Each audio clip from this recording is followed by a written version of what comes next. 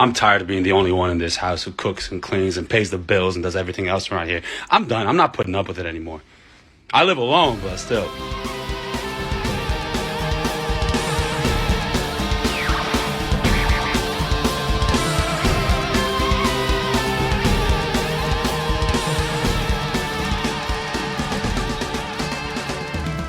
Doing a shtick with my cough. That's all. Old coffee sticky. Come on. Old coffee sticky. I thought you were imitating Dracula, being so upset about goddamn everything. Hey, fun fans, we enjoy. We're doing Dracula in the main event this week, and we have the Mattitude, Eric. I am Matt, God's madman Fowler. Say hello, Eric. Devil's concubine. Hey, you know where I was going. You know where I was going. I did know where you're going because I used to yell, "She is the devil's concubine." We all used to yell, "She is the devil's concubine." Everyone used to yell. It was just, back in the day, you and I saw a lot of movies, and we also saw a lot of movie trailers, and some movie trailers just ingrained quotes in our heads before the movie even came out. One of them was Dracula. One of them was "She is the devil's concubine." One is "It does not die like the bee after the first sting." There's a lot of Hopkins lines in this movie that are quotable. Also, "Oceans of Time." I've crossed oceans of time to find you. Very popular. I always remember someone wrote or said a parody of this that was the Count from Sesame Street saying, "I've crossed oceans of milk to find you," and I thought that was really fun. And that would make more sense with Cookie Monster because it's milk and cookies. Why would he cross oceans of milk? Why would the Count cross milk? Oh, maybe it was the Count and Cookie Monster. I know. It was Okay. Yeah. I really hope Cookie Monster was Mina. In this scenario. I've crossed oceans. He also crossed oceans of oceans, just literal oceans, to also find Mina. Dracula, Bram Stoker's Dracula in the main event today for an episode that's a few days late. We already said why, because Eric was at CinemaCon, and then also other things. And even later, because yesterday was my middle kid's birthday, so I had to, they kind of dare you celebrate. They kind of want attention, especially on their 21st birthday. But so wrapping this up on a Sunday, and then we got to close in on the other one really quickly too, because Eric's got more stuff to do. We'll just next. We're gonna have two late ones in a row ultimately, since Guardians will be later. I mean, we'll wait till after the weekend anyway, so everyone can see Guardians. Yeah, so. I think we'll try to do Guardians by Sunday next weekend. I think that's doable. I've already seen Guardians, so that helps by that. Yeah, I've already seen it. And I could have seen it twice, Matt, but I chose not to because I went to the New Beverly to see Valley Girl and Modern Girls. What's Modern Girls? That's a movie that Trish loved, and that's why I said we should go to this double feature, Trish, because I knew she'd never seen Valley Girl, and I'd never seen Modern Girls, or even heard of it till she bought the Blu-ray. Oh, it's a crisscross. Yeah, it's 1986, and the reason they showed both movies together is they're both L.A. girls doing their thing, except Modern Girls is 86, a few years later, and it's about young adults, like early 20s. I guess one character's 19, and it's Daphne Zuniga, Virginia Madsen, and a girl named Cynthia Gibb, and it's a one wild night. It's downtown LA. They're going club to club. They're trying to downtown LA in the 80s. They're trying to find a rock star that one girl had flirtation. It sounds a lot like Cyberpunk 2077 that I'm playing right now. It might be except the rock star is trapped in my head. Yeah, I started playing Cyberpunk only a year after it came out because I finally got a PS5.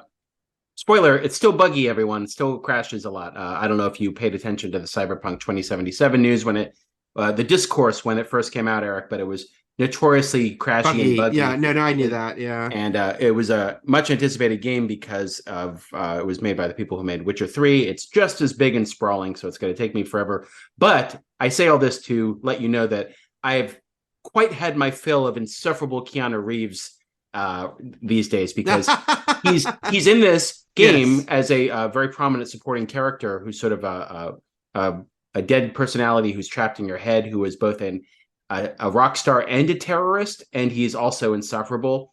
As which I will say, I don't think Keanu Reeves. I wouldn't call him insufferable in Dracula, but he's definitely a phenomenon of sorts. It's definitely something to behold. There's definitely something interesting going on there. Something unique, something maybe refreshing, something unprecedented. All we can say is no one's felt more at home in the time period they're playing.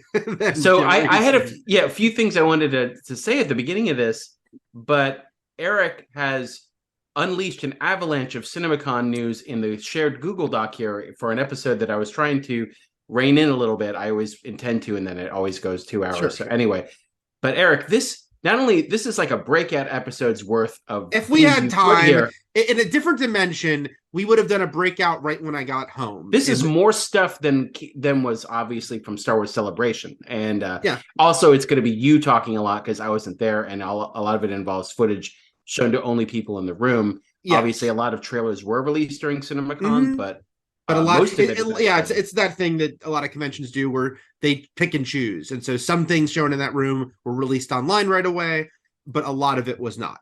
Well, fuck it, I'm going to talk anyway. Sure. So, Evil Dead tangentially related to it is the fact that we went to the monthly secret screening at Alamo this past Monday, and it was the Japanese Evil Dead, which I saw a snippet of when I watched Evil Dead Rise at Alamo, and they were showing, all things Evil Dead related, the musical, and I showed a scene from this quote unquote Japanese Evil Dead, which is honestly, it's not. It's sort of AKA Japanese Evil Dead, but it's actually called. Oh, I'm gonna mess this up.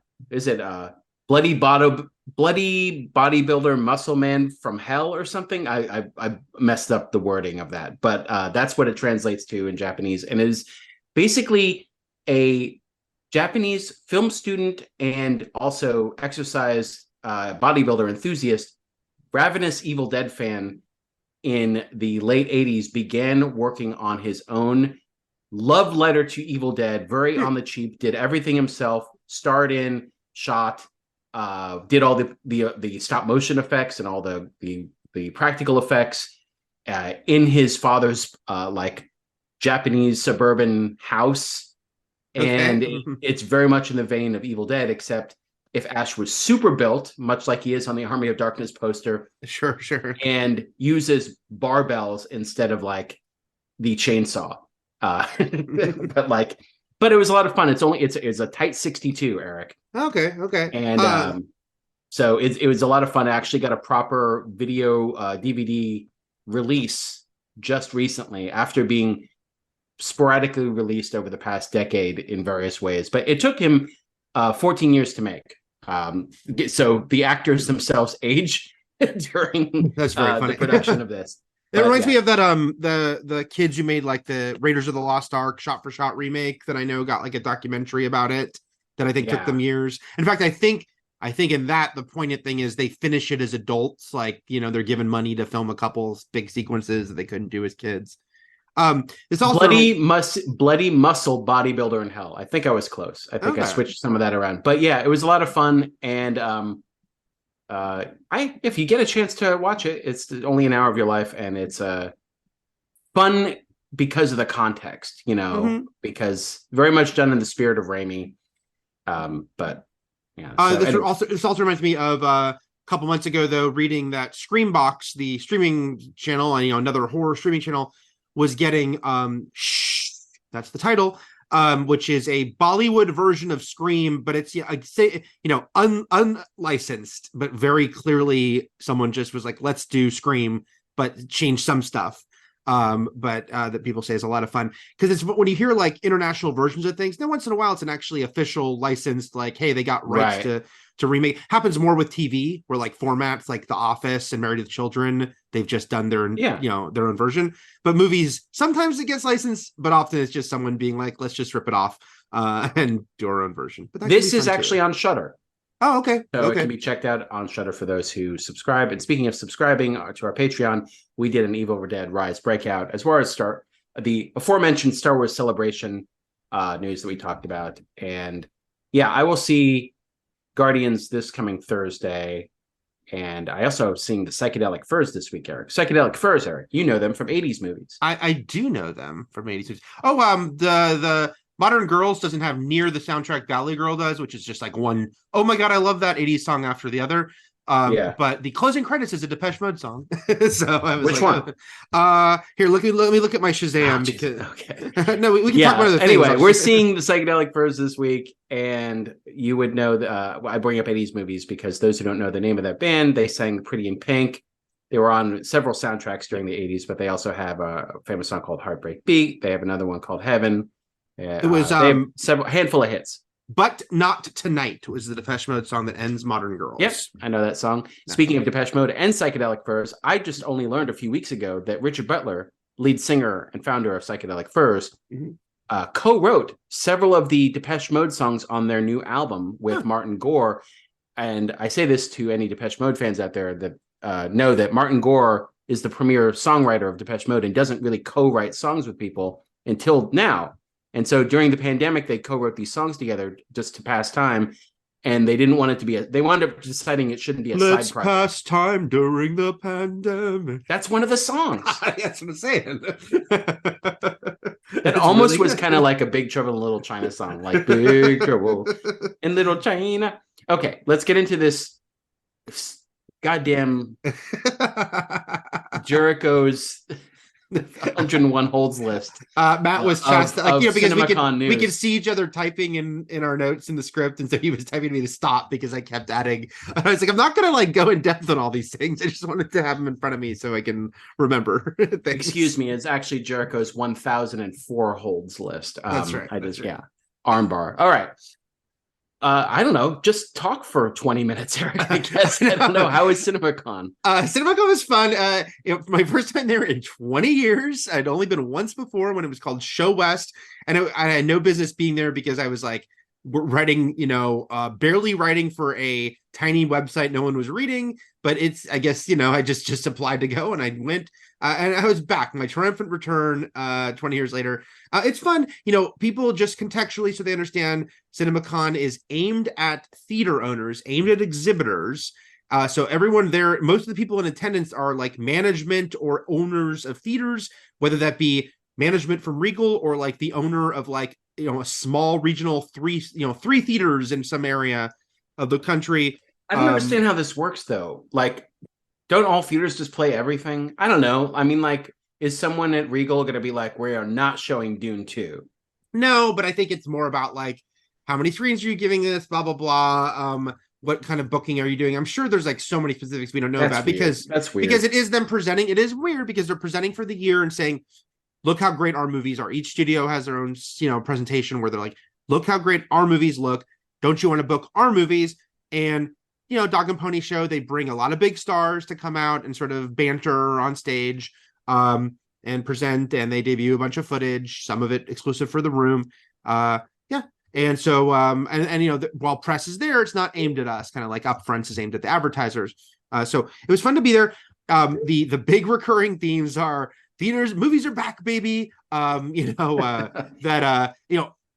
was a lot of mentions and a lot of footage of Top Gun Maverick and Avatar: The Way of Water. Those are like the constant mentions. Yeah, I mean, look, is Avatar 2 yet, or is it still 3? Of all time? Yeah, it's 3. It was 3. It's going to stay at 3. All right. Because I guess that's acceptable. I guess that's fine. Because you'll do like also a lot of the sponsors would do these like little like mini presentations. So it'd be like Dolby, and then they do like a montage, and they'd always Thomas Dolby. Yes, they'd end with Top Gun or Avatar, and lots of mentions, lots of stuff. Do theaters say like, "Hey, we're gonna lean Paramount this year"? I'm just wondering, like, it feels like still it's mostly for fans. I understand that it's a trade show, but it still feels like a Comic-Con, and like you could say it's for the management of. I mean, it's Comic-Con except that fans can't go. I mean, only press can go, but. It's not possible. Like, look, I got to see 20 minutes of Mission Impossible, which I'm thankful for. But it's like, I'm trying to figure out what my messaging is here. Yeah. You're showing theater distributors 20 minutes of Mission Impossible. What decisions does it help them make? Right. I don't know. What are they doing? Are they like we should like right now? What are they doing? Like, but some of it might be. Look, let's go to the negative side of it. Like Disney is infamous, right, for really strong arming theaters and asking for specifics other studios don't, which is like, you have to promise this will play in one of your big screens for 4 weeks. We get a bigger percentage of the first 4 weeks because the way it works for those who don't know is opening weekend of a movie, the studio is getting almost all of the actual money. I know that everyone kind of knows that the theaters charge so much for concessions because that's the money they make.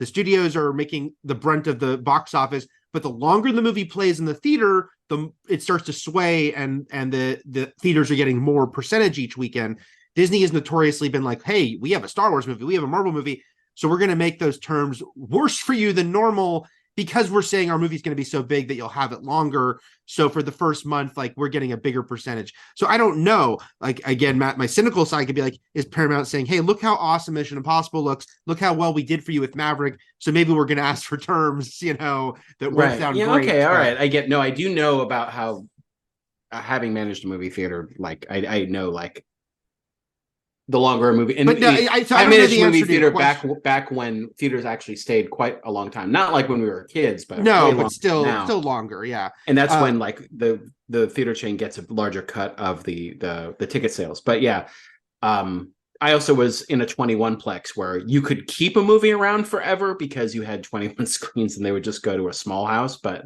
right. But also, of course, guess what, Matt? It's like this was a week where also, because each studio was making sure to say, we see more than ever the value in theaters. We see more than ever that, streaming can't exist without theaters. So it's a big applause. We see that day and date doesn't work. So it's like all this, stuff to basically reinforce, like, hey, Eric, I thought Christopher Nolan already welcomed us back to cinema. He did, but... with Tenet. I thought we had already been. I thought movies had already come back in a big way, baby. There was one exec for one studio. I mocked Tenet, but I actually really like that movie. I enjoyed Tenet too. There was one exec from one studio, and I can forget who was the only one being a little more realistic, saying, hey, we should mention that movies, Sick of Tales were on the decline before the pandemic, and prices kept going up, and we have to talk about that. There was like one Mr. Realism in the middle of like everything's going great and nothing bad will happen ever again. But yeah. So overall, it was fun. It's busy, bouncing around, and sort of seeing all the. I will say, Matt, it stands out more when Disney had what I think a lot of people felt was a more lackluster presentation for a couple reasons. One was that they only stuck to 2023. Some studios were showing stuff into 2024, especially Universal, who showed several movies from 2024. The second was just like they showed less than you'd think, like the Marvels. They only just showed us the trailer that people have seen already. They'd show us anything. And third was, again, it's all comparative. They only brought one actor. It was really actually strange. I wonder why Melissa McCarthy was the only star there. They had some filmed introductions from Harrison Ford and other people versus other studios that were bringing out every huge star imaginable. It's like I saw Ryan Gosling twice and Margot Robbie and, just like Emily Blunt. It's because they were too busy assembling their lawyers to sue Ron DeSantis. Maybe that's all hands on deck for the DeSantis stuff. Yeah. All right, I'm going to lead you through it. You just say what you want to say as I go through it. Okay. Sony, you saw footage of Kraven and Ghostbusters and Napoleon. Actually, I didn't see footage from Ghostbusters because it was literally just the actors on set. Okay, but they were on set in New York, right? They were in a soundstage, so who's to say? The only main takeaway there is Paul Rudd and Carrie Coon are wearing Ghostbusters uniforms. So if you wanted... I like it. Yes, we're going to get a Carrie Coon in a Ghostbusters uniform. She didn't get her Pop Funko for it's the going to do something for me. But she's going to get, yes. It's crazy that they gave one to Christopher Eccleston's character. It's insane. It's insane to me. All right. Wait, Christopher Eccleston? No, wait. Who am I thinking of? No. Who played her brother? Oh, her brother. Oh, yeah, he did. You threw me. You're talking about a Pop Funko. Because to me, I think you're saying they're crazy they gave a Ghostbusters uniform to Christopher Eccleston. No, I was going back to Leftovers. Yes. We were all the. Yes, I understand. Now. You had me doubting. I was like, who did play? No. My Matt Funko Pop is right up there, so I know what you're talking about. Matt the character, not Matt the Fowler. I'm talking to. Either, yeah. I mean, leave it up to they can decide which Matt you're talking about. Okay, so they were on set. They were in costume. Mm-hmm. Slimer was there. He gave everyone the finger. Sure, he was sliming away. Kraven footage. I heard it was Kraven's killing poachers. Kraven's killing poachers, and they leaned really hard into we're going to be rated R. Oh, God. And to what end? I'm like, was that the real thing that we were all worried about? It's like, is it going to be rated R?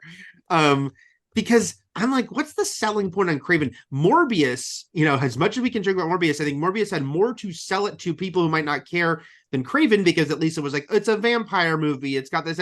Craven's just like away from Spider-Man. It's like, oh, he's a dude, but and I will say, Matt, they were like, this is the origin story of one of a great Spider-Man villain.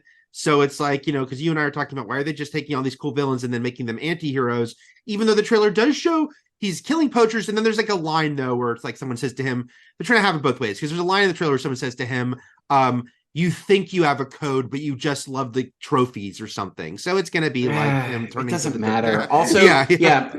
Morbius also had Jared Leto, which, good or bad, is more recognizable. Attention getting, broad moviegoers than Aaron Taylor Johnson. But whatever. Yeah, that's the other thing. Is like no bad movie that was PG-13 would have been better if it was R. That's the whole thing. It's like, just make a good movie.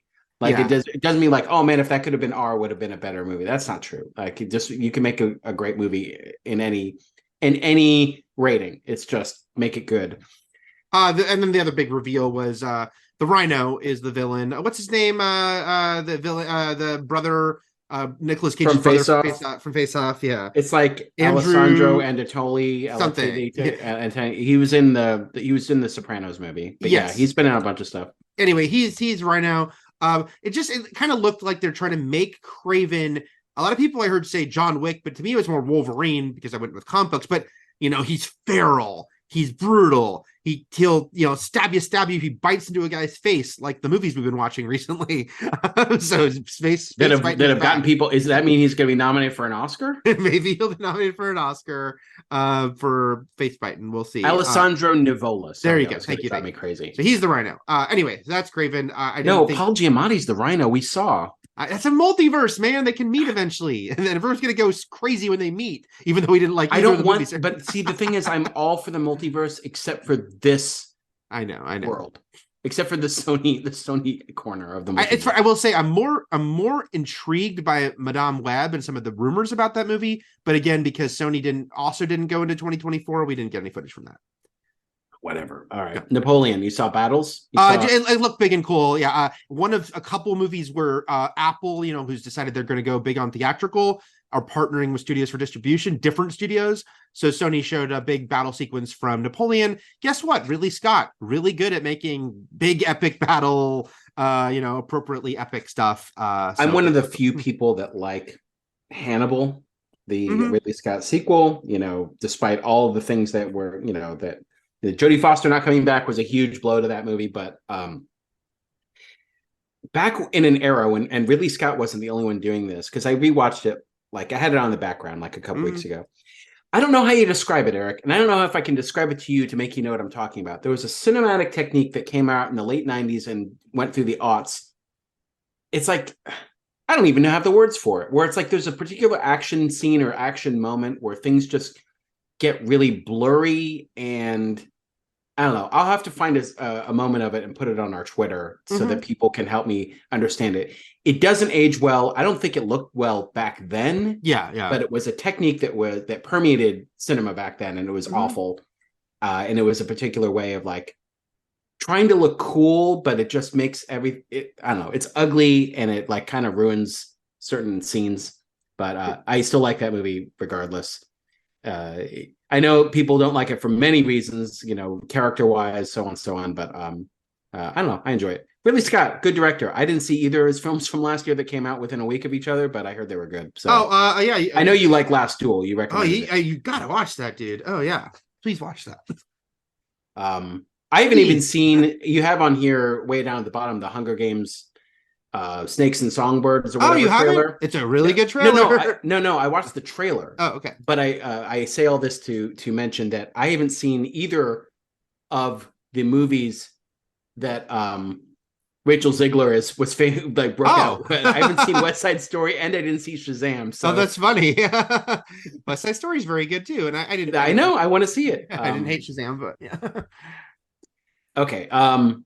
Okay. Warner Brothers, Barbie, Dune Part 2, Wonka, Meg 2, Nun 2, Aquaman and Beetle, Blue Beetle, I should say. Yeah. And then you saw, well, let's just start with this one. You saw The Flash. I've seen The Flash movie. Like probably 90%, 95% complete. Flash. Yes, they were like, we're not quite there. We're almost done. Notably, there was no closing credits. There was no closing credit scenes. I am, very I feel pretty confident there will be when this movie opens, at least one.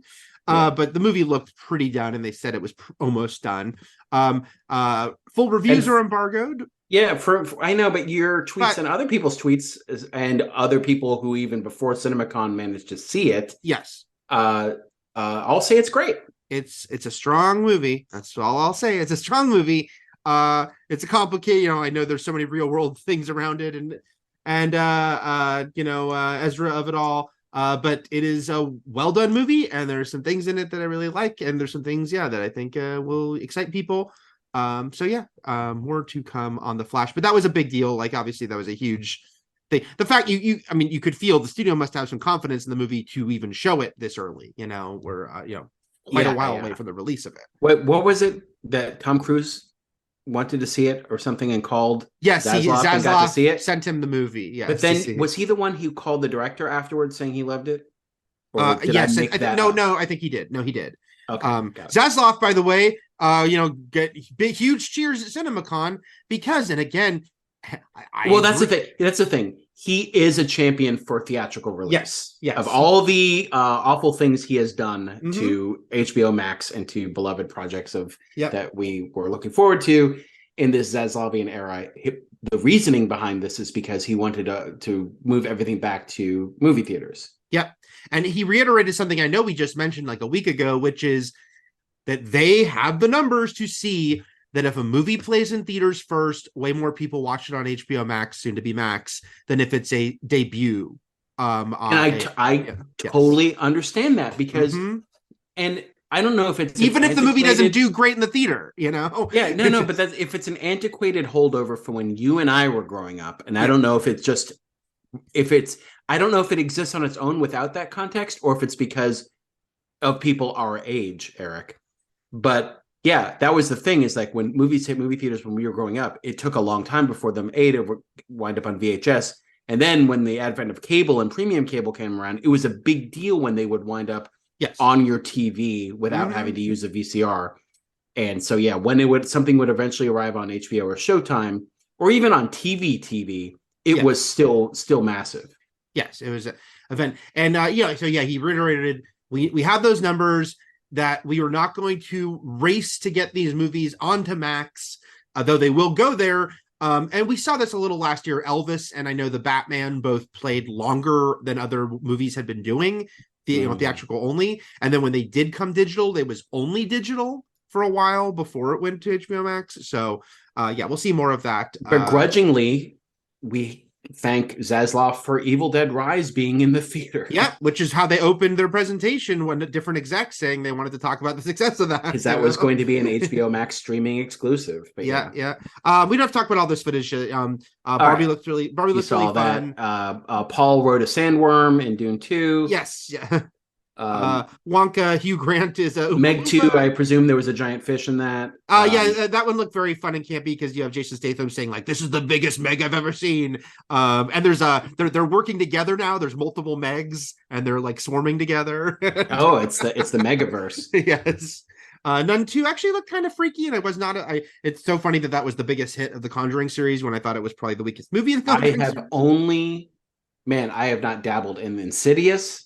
And I have only dabbled in very lightly in the Conjuring verse, which is now fathoms deep. I mean, that could be a future of this podcast. We shall see. Oh dear. Okay. Although I was interested in seeing that the new Insidious movie, which I don't understand any of the story of that franchise because I haven't watched any of it. I only know that Patrick Wilson is also in it, as well as he's got 2 long-running horror franchises. Yes. But both. God, how does it break down? James Wan only created Insidious, but he created one of there's the Saw guys, Lee Whannell. And James Wan co-created one of them, and then the other one was James Wan and someone else. Insidious is Lee Whannell with James Wan. The Conjuring is James Wan either and on someone himself or with someone else. Yes. Okay, that's how it breaks down. But anyway, James Wan is very rich. Patrick Wilson directed his first time directing actually the new Insidious movie. So I thought that was pretty cool. I like it when actors take the time to either learn producing or directing behind the scenes of something, and they take more of a creative interest in their characters in that whole verse and stuff like that. I always enjoy that, and that happens a lot on television mostly. Also, the funny thing for Insidious, and one day if you watch these movies, you'll see, Matt, it's just that it did a weird thing because the first two were about the same characters with Patrick Wilson and Rose Byrne and Ty Simpkins. And then it became about Kingpin Woman, what, didn't it? Yes, prequels about her character. So this fifth one is the first sequel to Insidious 2, even though this is the fifth Insidious, but it's the sequel to Insidious 2. I'm not talking about Wilson Fisk. I'm talking about Farrelly Brothers movie called Kingpin. Yes. And if you've seen that Lynn movie, Shay, yes. Lynn Shay, who's been in a bunch of things. Mm-hmm. Okay. Disney, Little Mermaid. What is the creator? I wanted to bring up the creator, Matt, because it was the biggest surprise of the week. The biggest, I knew nothing about this movie, and now I'm really excited for it. It is the new movie from Gareth Edwards, director of Rogue One. And they showed a lot of these things are trailers that'll be out in theaters soon, you know. Sure. That they just haven't released yet, or they didn't think we're ready yet. But the creator, again, it's funny because it's not like it's like brand new territory. It's a future. There's some sort of like AI, robots, and it's John David Washington trying to get this kid robot. Like he's wearing like a ski cap, and when he takes it off, it's like you can see the robotics on the back of his head. Mm-hmm. And he's trying to get into safety, get him somewhere. It's post-apocalyptic, so it's well-worn territory. It just looks beautiful and kind of stirring. Like it was one of those trailers that when it ended, a lot of people were like, there was a lot of like audible sort of whoa and reaction. I mean, Rogue One had a lot of beautiful looking. And it looks like it's the director of Rogue One. Yeah. Gemma Chan's in it because she did Humans, and now she's back in this robotic post-apocalyptic or dystopian stuff. So anyway, I put it there because I knew you were gonna ask what is that, because I didn't even know about it, and now it was like the thing I came out of the most excited going in knowing nothing about. Okay, yeah. And Indy 5, you saw a chase sequence. Big chase sequence that, just looked like Mangold is doing a great job channeling Spielberg. I know Spielberg, there was that quote from him saying, oh, someone else can make an indie movie because he saw it and was like, this is great. It definitely, sort of lived up to what you want from an indie chase sequence. Speaking of Gareth Edwards, who, if you haven't seen Monsters, I don't know if it's streaming. I did watch it a long time ago on DVD. Very good movie. I have not, and I want to. Okay, I'm just trying to get through all this. Universal, they showed stuff from The Exorcist Believer, which got an official title. Yep. Mm-hmm. For those who don't know, The Exorcist is getting the David Gordon Green treatment that he just did with the latest Halloween trilogy, in that it is a direct sequel to The Exorcist. I guess forgetting Exorcist 2 Heretic and Exorcist 3 is its own thing. Yeah. Maybe that's a thing. I don't know. I think they could probably coexist, right? Because it doesn't follow the same characters, I don't think. Anyway. Well, except for one, so. No, I mean, okay, I haven't seen it. Is Reagan in it? Because I know her mom, Ellen Burstyn, is back. She is. She's back. Yeah. But also the Exorcist TV series that lasted 2 seasons on Fox was also a sequel to the first Exorcist. But the idea is The Exorcist will now have a new David Gordon Green trilogy. Yes. Starting in October with The Exorcist Believer. Yep. So we're getting a new Exorcist and a new Saw in October. Mm-hmm. No, it looked really cool footage. It's 2 teenage girls, best friends, go missing. 3 days later, they're found. Now they're both possessed. Leslie Odom Jr. plays the father of one of them. He goes to find, anyone who can help him with this, and he finds Chris McNeil. And, you see her facing down one of the girls who's looking all possessed and screaming. And she's like, I've met you before.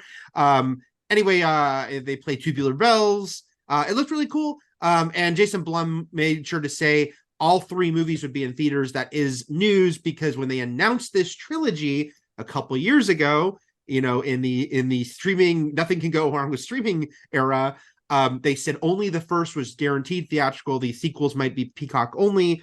Now they were saying all 3 will be theaters. Although it's worth noting there was an elephant in the room, which is that Universal is the only. I thought you said only press could go to this. The studios bring stars and they bring elephants. Yeah. They brought the star of Dumbo. Yeah. Universal is still doing some day and date. They seem to really be doing it with horror and kids stuff, but especially horror. Halloween. Both last 2 Halloween movies did it. Five Nights at Freddy's is going to do it.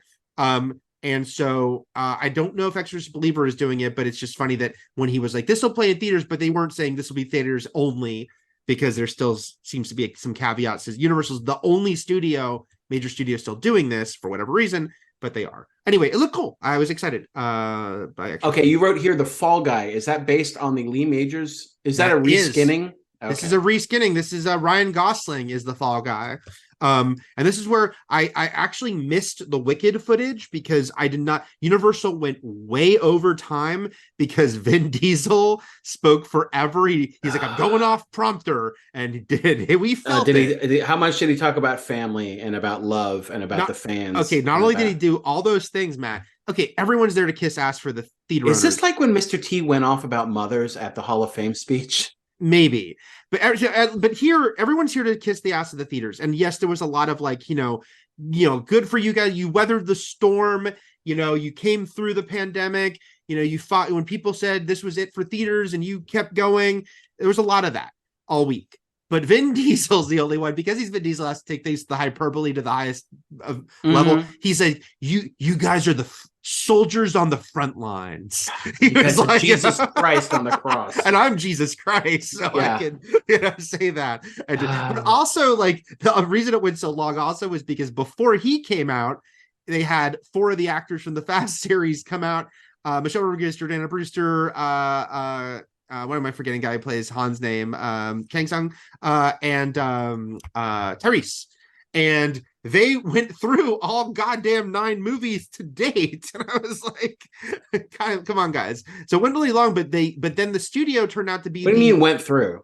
Like they talked about all 9 movies. Oh my god, this sounds like no wonder The Rock fucking took off. Right?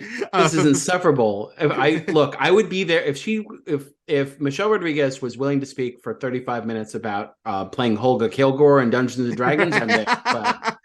Sung Kang, by the way, I reversed his name. Anyway, my point being, as I was speaking too long, Universal was the only studio to go heavy on 2024 and bring out Jack Black to talk about Kung Fu Panda 4, even though they didn't have footage yet, and to show the Fall Guy footage, and to show Wicked footage that I couldn't stay for because it went so long.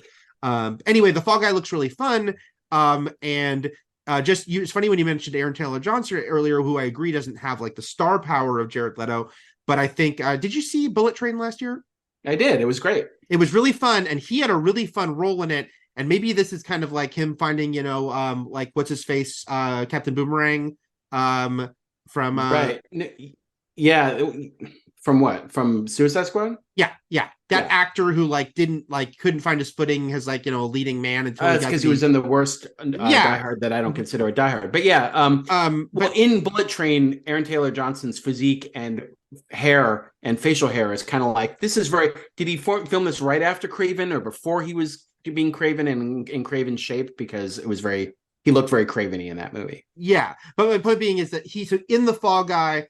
Gosling is playing a stuntman who is asked to double for Aaron Taylor Johnson's douchey movie star, who then goes missing, and Gosling is sent to go find him. Again, it's the movies, because that would usually be a stuntman's job.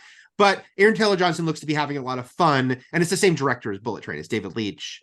So I was like, okay, this is his new wheelhouse. Is like, yes, except for Craven. Jai Courtney, by the way, couldn't think of my question to you, Eric, is how can Ryan Gosling be the Fall Guy when he's the nice guy?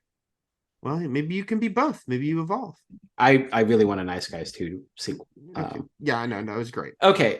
Mission Impossible. You saw footage. Did you see footage of Transformers? Which of the Paramounts did you see footage of? We saw a shitload of Mission Impossible. They showed us 20-minute sequence, like a big, a setup sequence into a huge action sequence. My main takeaway here is that Pom Klementieff is going to be a huge, standout part of this movie, as far as she plays maniacal, evil, mercilessly killing while grinning villain who uses a sword and a gun. And can I tell you how much I love her, as she's probably my favorite Guardian right now? No. Just especially coming out of the Christmas special, I think she's hilarious. She's great. And I think a lot of people are going to be cosplaying her. They showed us the trailer, which is not ready yet. It'll be out very soon. Showed us 20 minutes movie. It looks super fun. And they showed us the opening credits of the movie, because it wasn't the first 20 minutes they showed us, but they showed us the montage, Matt. And my big moment of yay was and Henry Zerny. He gets a prestige credit for his comeback to the series. Nice. I enjoy it. Transformers, that the new trailer is out.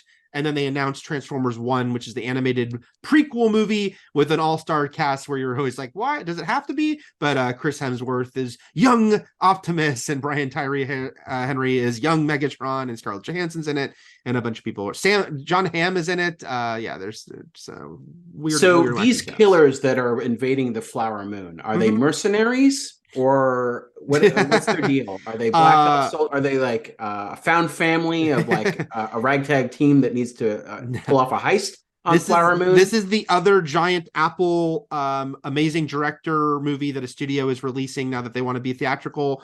So Paramount releasing the new Scorsese movie. He came out on stage to Gimme Shelter. And guess what? This looks awesome. It's the first he mentioned that he's done six. It's his sixth movie with DiCaprio. It's his 10th movie with De Niro. It's the first time they're together. So it's his boys. Wait, but they were together in This Boy's Life or whatever that movie was. Not with Scorsese, but didn't DiCaprio and De Niro, they were in that movie. Does DiCaprio in that movie? He wasn't the Oh, you're right. He was. Yes, they've worked together, but not under. And I think not under Scorsese, right? Yeah. Anyway, it looks great. I knew nothing about the story or the novel it's based on, and now it's all about Native Americans who, on their land, it turned out they had oil and had become very rich. And DiCaprio is married to a Native American woman, Lily Gladstone. She's she's the third lead. This is obviously a huge deal for this woman being put in the center of this movie. It looks, big. It's a period piece. I think it's set in like the 20s. There's violence, there's headshots. Scorsese doing his gunplay. It looks pretty awesome. For those who are stumbling on my initial joke here, the movie is called Killers of the Flower Moon, and it's Scorsese in a sort of a crimey movie that is in Apple Plus. Yeah, but a period piece starring what's that? And period piece. Yeah.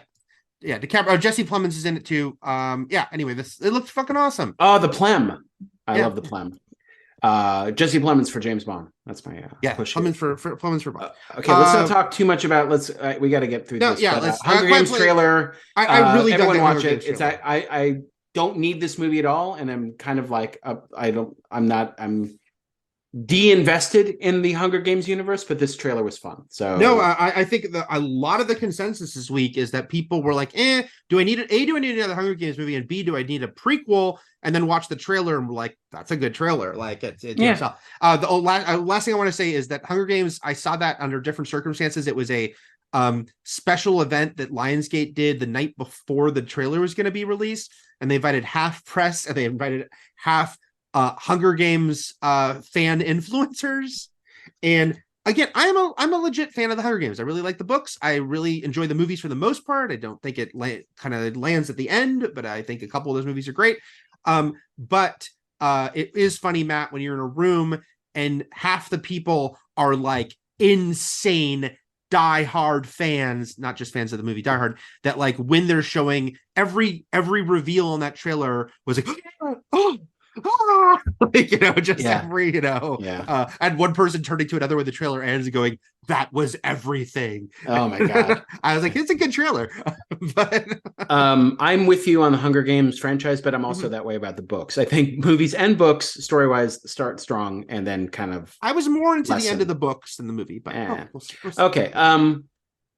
I'm not going to do write-ins. I didn't check because I'm trying to tighten this one up. Sure. I went way long. Sorry.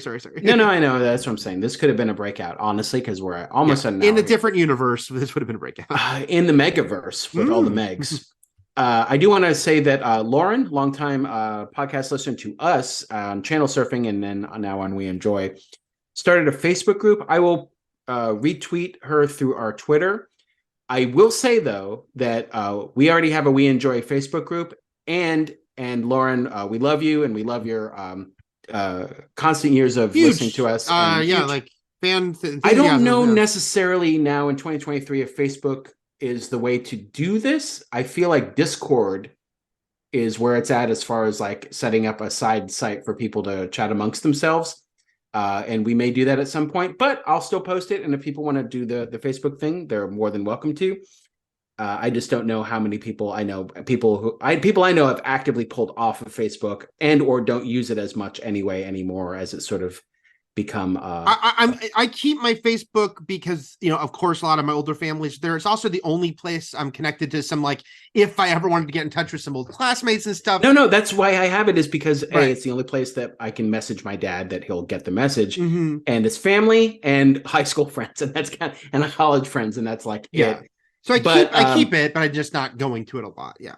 Yeah, Discord is where all the young and cool happening kids are at these days. I'm on. I a don't few like the Discord things. layout of Discord when I It's checked fine. it out. It's you just. I mean, as soon as you create a Discord profile, you can be in several groups, and then just go to your group to anyway. And then within the groups themselves, you can have branching topics. That's why it's weird to me. It's just I have to look at it a little more. But when I've looked at it, like I looked at the How Did This Get Made Discord, and I was like, it's not like clean to me. Like, Yeah, I mean, it can be clean. That just might be their okay. messiness. I'm in a like a wrestling Discord for AEW, where one is the main channel is just like anything AEW news related or just want to say anything, and the other is specifically Dynamite watching spoilers. That you go there, but you don't go there unless you've seen Dynamite already, because it's going to spoil you. But yeah, so you don't have to have that many topics. All right. Moving on to good things to enjoy. Let's also kind of breeze through these so we can get to the Dracula, the Nosferatu. Eric, what is your good thing to enjoy this week? Is the only thing, because I've been so busy. If I wasn't going to like official screenings for work purposes, I didn't have time to watch much, but I did watch this one night in my hotel when I ate my very late dinner, because it's that kind of week where you're like getting your dinner at 9:30, 10 at night. So with my dinner, I watched John Mulaney, Baby J on Netflix. His new special, which obviously had a lot more sort of weight to it, because it was getting his first special in 5 years. But of course, his first special since his like very well documented relapse into heavy drug addiction, and going as the intervention of his famous friends and going to rehab and divorce from his wife and all that. I'm a huge fan of John Mulaney. I think his stand-up is great. Me and Trish still laugh about the time that, and I think I can't remember if I told the story of the podcast before, but Trish is not big into stand-up in general, but because she heard me listening to Mulaney, she found him really funny. And one time we got our neighbor so angry at our old apartment building because we were both up at like 6 a.m.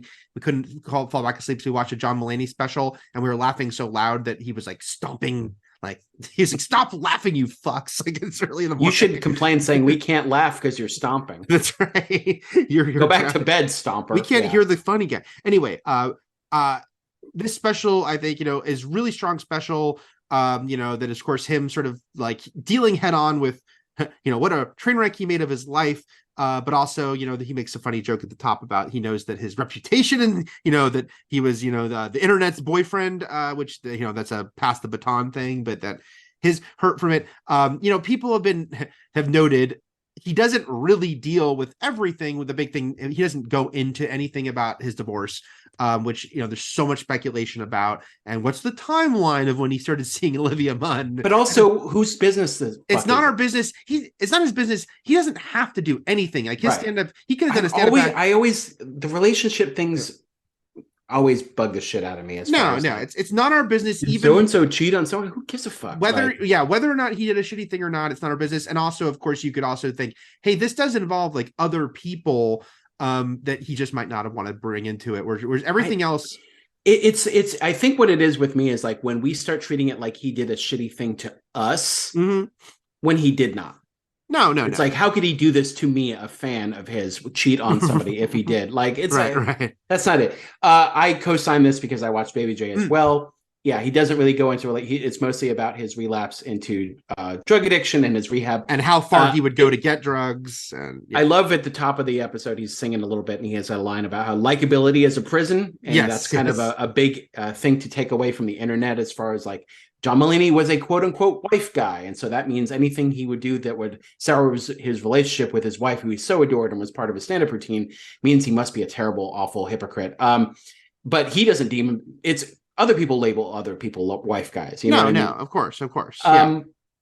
I think it's always funny because I am also a huge John Mulaney fan, and he has said several times in his stand-up routine, it's like, I know I don't look like the kind of person who is a drug addict or does bad things because I look the way I look, and I feel like it's funny because you look like somebody who hasn't done anything. Right. Yeah. He said that in his routine, and a lot of his old routine was literally about how he was a alcoholic and would get blackout drunk multiple times a week, and and to the point where it was a problem in his life. He's brought this up before, so and my point is saying, no one should find anything about anyone completely shocking unless it's absolutely horrific criminal behavior, because we're all imperfect human beings.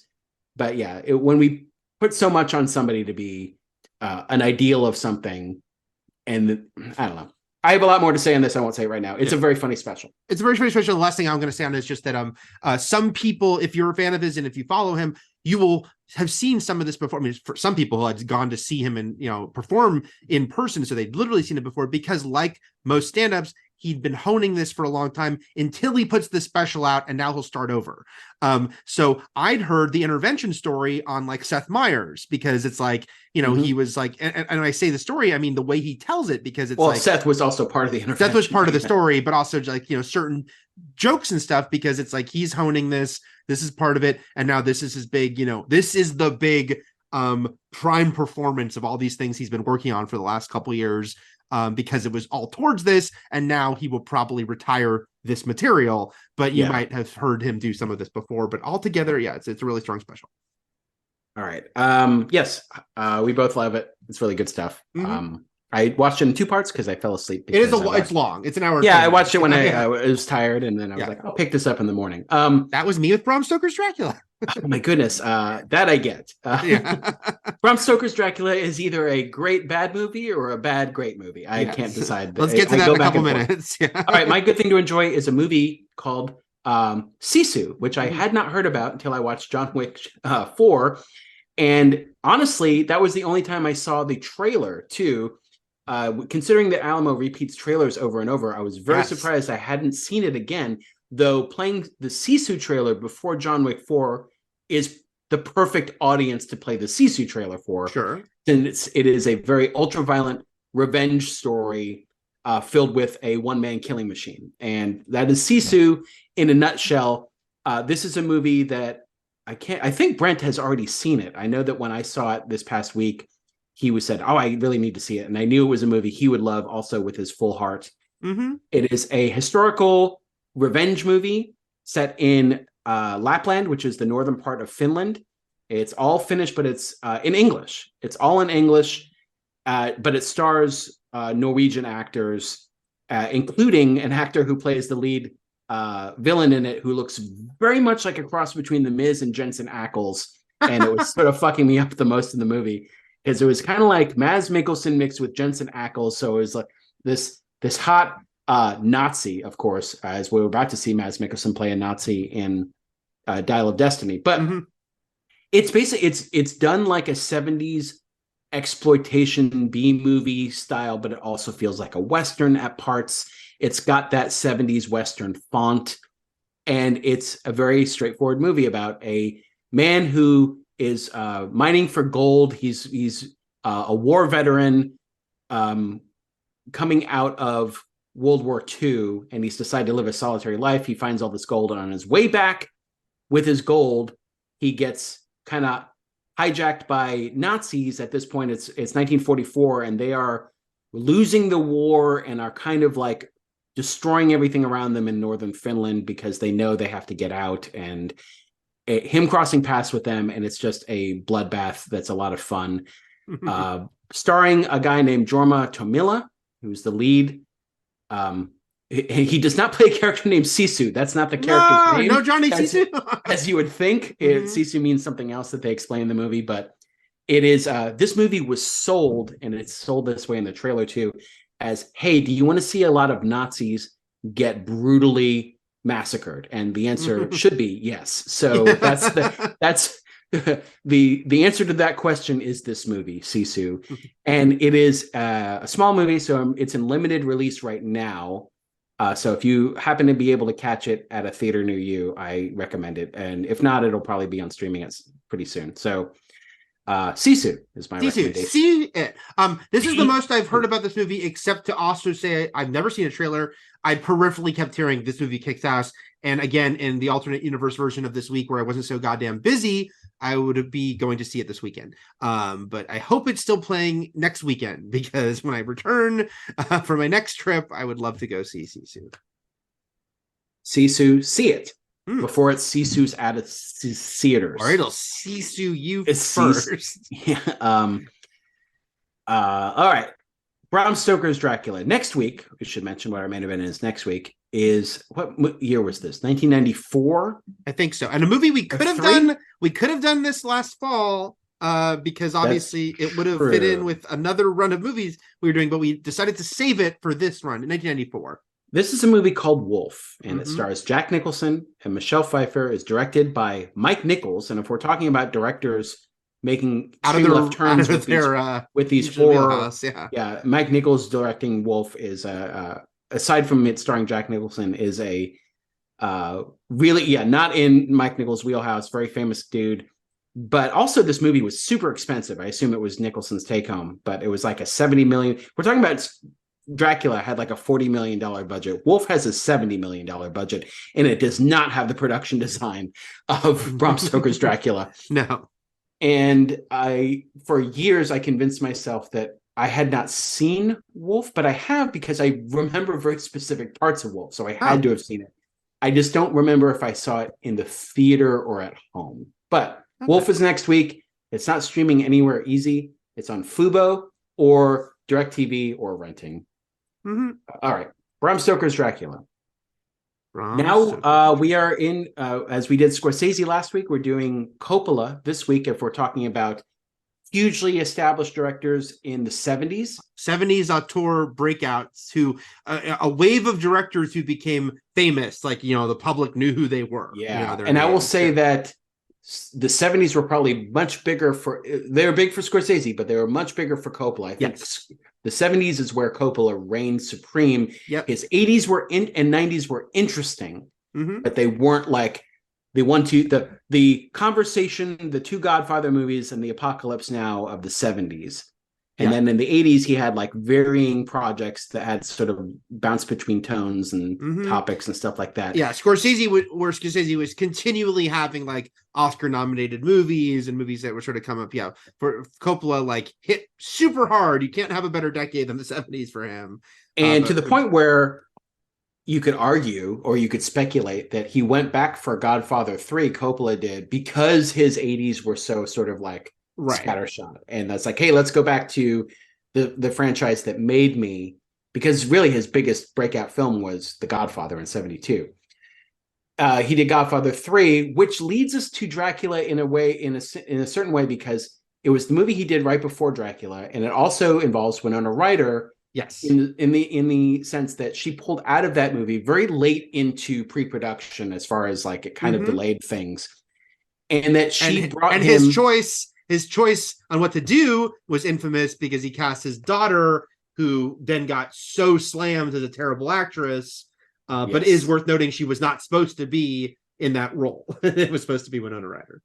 Supposed to be Winona Ryder in that role, and then also Sofia Coppola went on to become an accomplished director, a great director. Yeah, but apparently, I don't know if it was to smooth things over, but like there were rumors, of course, that there was a fallout between Coppola and Winona Ryder, but they smoothed things over for this movie that apparently Winona Ryder brought to him. She brought him the script of Dracula, and thinking he wouldn't think much of it, but apparently he's a massive Dracula stan, a huge Nosferatu mark going back to when he was a kid, and leapt all over this movie. Particularly, one way that this movie differs from a lot of previous Dracula adaptations is the blowing up of the Dracula-Mina romance. Like that was the centerpiece selling point of this movie. Of course, the tagline is "Love Never Dies," is the aspect that he's not just hypnotizing her. She actually does love him, because she may or may not be a reincarnation of his dead wife. Right. She's cast as Elisabetta, like also. She plays her in the past I think flashbacks. the movie is essentially telling you that's correct. You know, Like, because he sees that her she and thinks feels she's it. Yeah. and she's drawn to him like, I know you. Yeah. And where any other adaptation, he would like in the book, he does go after Mina, but it's just because he goes after Mina because he's Dracula and he uses his Dracula powers. Here, there's a deeper connection between them that dates back hundreds of years to when he was human. And that's sort of the bigger aspect of this movie that shines through, I think, the best, because this movie is very stylized, very stylized, and also very narratively clunky. The diary narrations from multiple characters do so much heavy lifting here to skip us over things that feel like A, scenes were filmed and cut, or B, there are just things that happen off screen that if you're not paying full attention, you're like, wait, what's going on? Why are these things happening at once? Yes. Sometimes someone just tells you something very important, but very quickly in a diary entry. And I'm off to Romania. We're going to get married, so it's bizarrely constructed, this movie. But the points of the movie that really do feel focused are the romance aspects, because they're the scenes that get the most time and care, is the scenes between Oldman and Ryder. And everything else is kind of weird. But it's also a very bizarre movie because it's tonally all over the place. So it's like, okay, it's obviously very stylized, purposely sort of bigger than life. But there are stuff like the love story that's played very straight. And then we'll get into the Hopkins of it all, because he's in a different movie. Like, he's operating in not just his performance, but the writing of his character is a much more like sort of arch, humorous, like not meta, but like very openly winky place. So it's a very disjointed movie. Like, it's like, you're just sort of moving back and forth. And I agree with you about trying to track, like, wait, who knows what about what? I remember this is very late in the movie, but when she's like, you're the one that killed Lucy, I was like, wait, she doesn't know that yet? Like, I was like trying to like track, like, what would she know about? There's a scene in the middle where like let's put it this way. There's a scene when Dracula goes from Transylvania to London, and it's intercut with so many other things that we don't know if it's all happening in one night. You mean the scene that's going to be in a whole entire movie this year called The Last Voyage of the Demeter? No, that's my point, is that his voyage on the Demeter is now a major motion picture. Right. That they gloss over so quickly, and all the people who like died on that boat as he gets to London. And it apparently makes him stronger, because this is where he physically looks younger after this. Yeah. No, it's a whole thing but then the shots that it's intercut with back in London is the story. Like, it's taking him months to travel on by boat, but like, is it months in London that everything is it raining for 2 months in London? Right, like, maybe, is it a storm? That's my point, is like, everything that's happening out there when they're running through the hedge maze in the rain and being crazy. Like, how does that line up? It's just happening simultaneously. I don't know. We should bring up the fact that, especially since Silence of the Lambs, it broke Anthony Hopkins' career in North America in a huge way. Anthony Hopkins and Gary Oldman were in every single movie in the 90s. Like, they took turns, and now they were together in this movie, but they were in so many movies. But this movie, though, we should note, is really the arrival of Gary Oldman, American movie star, because he'd been working for years. And of course, he did Sid and Nancy, and then he was, part of the cast of State of Grace. But the year before this, he'd done his first big Hollywood movie, which is JFK, which is a giant ensemble movie. Now, he plays a very notable part in JFK, but this was his, this is your time. You are now going to be the lead in a giant American movie, which actually he rarely would be after this. He'd mostly still be part of the ensemble, but he became a very recognizable, and, as Matt mentioned, very prevalent part. I am mad that you skipped over Criminal Law, which I could talk about longer than anyone should talk about. In the fact that, first of all, it was directed by Martin Campbell, who we love as an action director. But I saw Criminal Law, and this was the selling point for Criminal Law was Kevin Bacon's a killer. Like, he's the bad guy in this movie. But it was also Gary Oldman. And I remember watching this being like, who's this guy? Right. Gary Oldman's the hero lead of this movie and I had never heard of him in my life. I'm watching this on VHS and I'm like, what is happening? So it was definitely a movie where the bigger star was the villain and that was the selling point. And then some guy was I'm looking at the poster for it, hero. And I remember this movie existed. I've never seen it, but the poster is very funny because it does say Gary Oldman, Kevin Bacon, but a woman who's neither of them is the most prominent. Kevin Bacon's looming behind her, and I guess that's little Gary Oldman below them. It's like, I wish he was Joe Pesciing behind them, right. Lethal Weapon 3 style. Oh, Tess Harper, that must be who the woman is. But yeah, that's funny. Anyway, that was where I saw him, and I was like, how dare they give a lead role to somebody I've never heard of? Obviously, He'd done a few movies before that. Not many. Mm-hmm. But yeah, he was big in England because Sid and Nancy, I should mention also. Yeah, the origin of my oldest daughter's name, Chloe, because of Chloe Bennett, who played Nancy Spungen in that movie. Wait, a different Chloe Bennett than the one who played Quake on Agents of S.H.I.E.L.D.? No, sorry, not Chloe Bennett. Chloe Webb. Okay. Chloe Webb. It'd be funny if she's named after Chloe Bennett and she's older than Chloe Bennett. Anyway. Whoa. So yeah, Sid Nancy starring Chloe Webb as Nancy Spungen and Gary Oldman as Sid Vicious. But then Prick Up Your Ears was like a big breakout for him as well, which was a Stephen Frears movie. But yeah, Criminal Law was like an actual American movie that he was the lead of. But it was weird because no one had ever heard of him here. And then I also want to mention, as we, before we dive in out fully to the plot, just that this movie hugely hyped. I really remember that this movie was maybe the first time I'd ever seen a horror movie use the kind of ad campaign usually reserved for like big event sequel, summer blockbuster type movies. The posters, which did not say the title of the movie, they just said the word beware with that kind of like statue bat. So really leaned into like, we're so cool, we're not going to show you the title, which Batman 89 had really kind of perfected with the June 23rd. And then some of the Back to the Future 2 posters that just said, getting back was only the beginning with the DeLorean. It's like, that was like, a rare thing to like, we're not going to even tell you the title. But this movie mega hyped, like a, year-long campaign, beware. So this movie came with like a lot of like anticipation, real like sort of, this is an event. And they, to their credit, they like made this an event that by the time this movie opened, people were very hyped for. As we dive into it, and I hadn't seen this movie in a long time, so it was very interesting.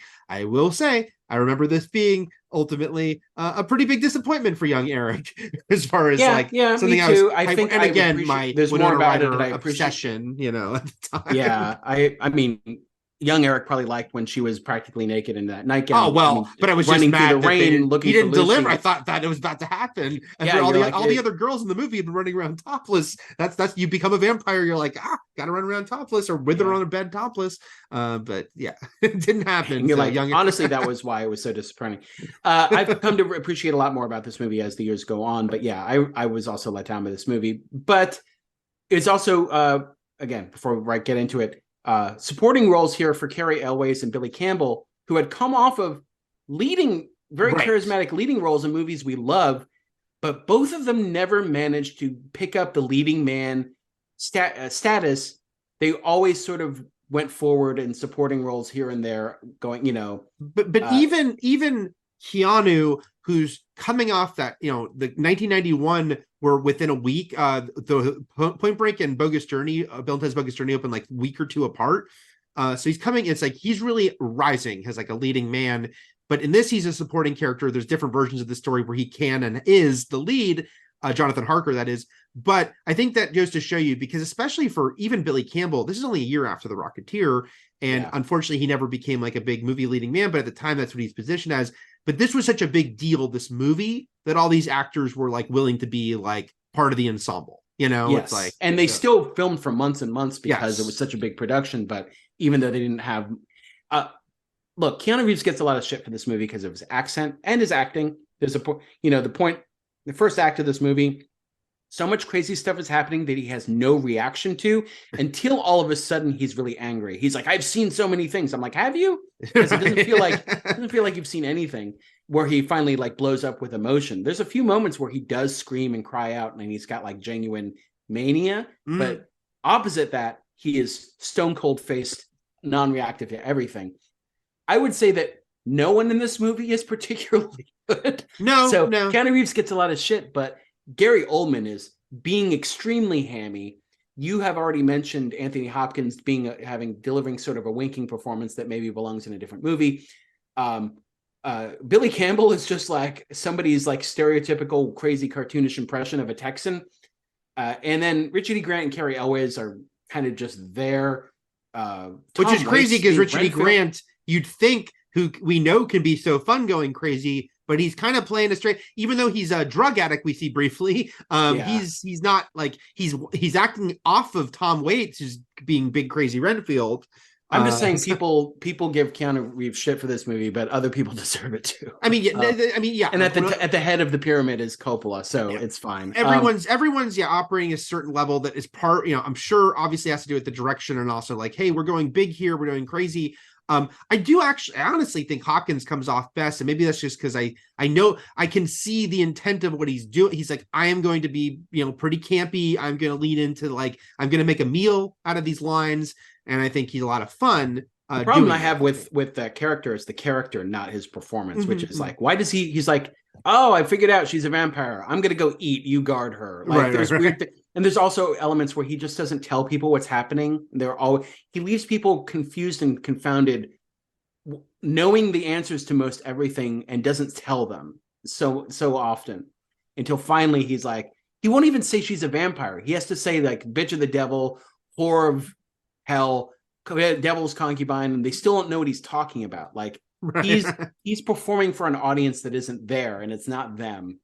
But that's the character. Okay, let's get into Dracula. It starts with a flashback to this guy, Count Dracula, aka Vlad the Impaler, fighting against the Ottoman Empire, and already we're in for it because it's a highly stylized flashback with crazy costumes, over-the-top acting, his red muscle sinew horned armor, helmets, and then like the battle sequences being with the sort of obvious sets, obvious backdrop of red sky that's not real.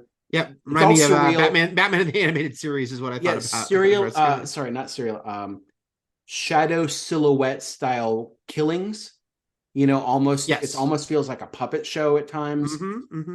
All of it to say, this guy loved his wife.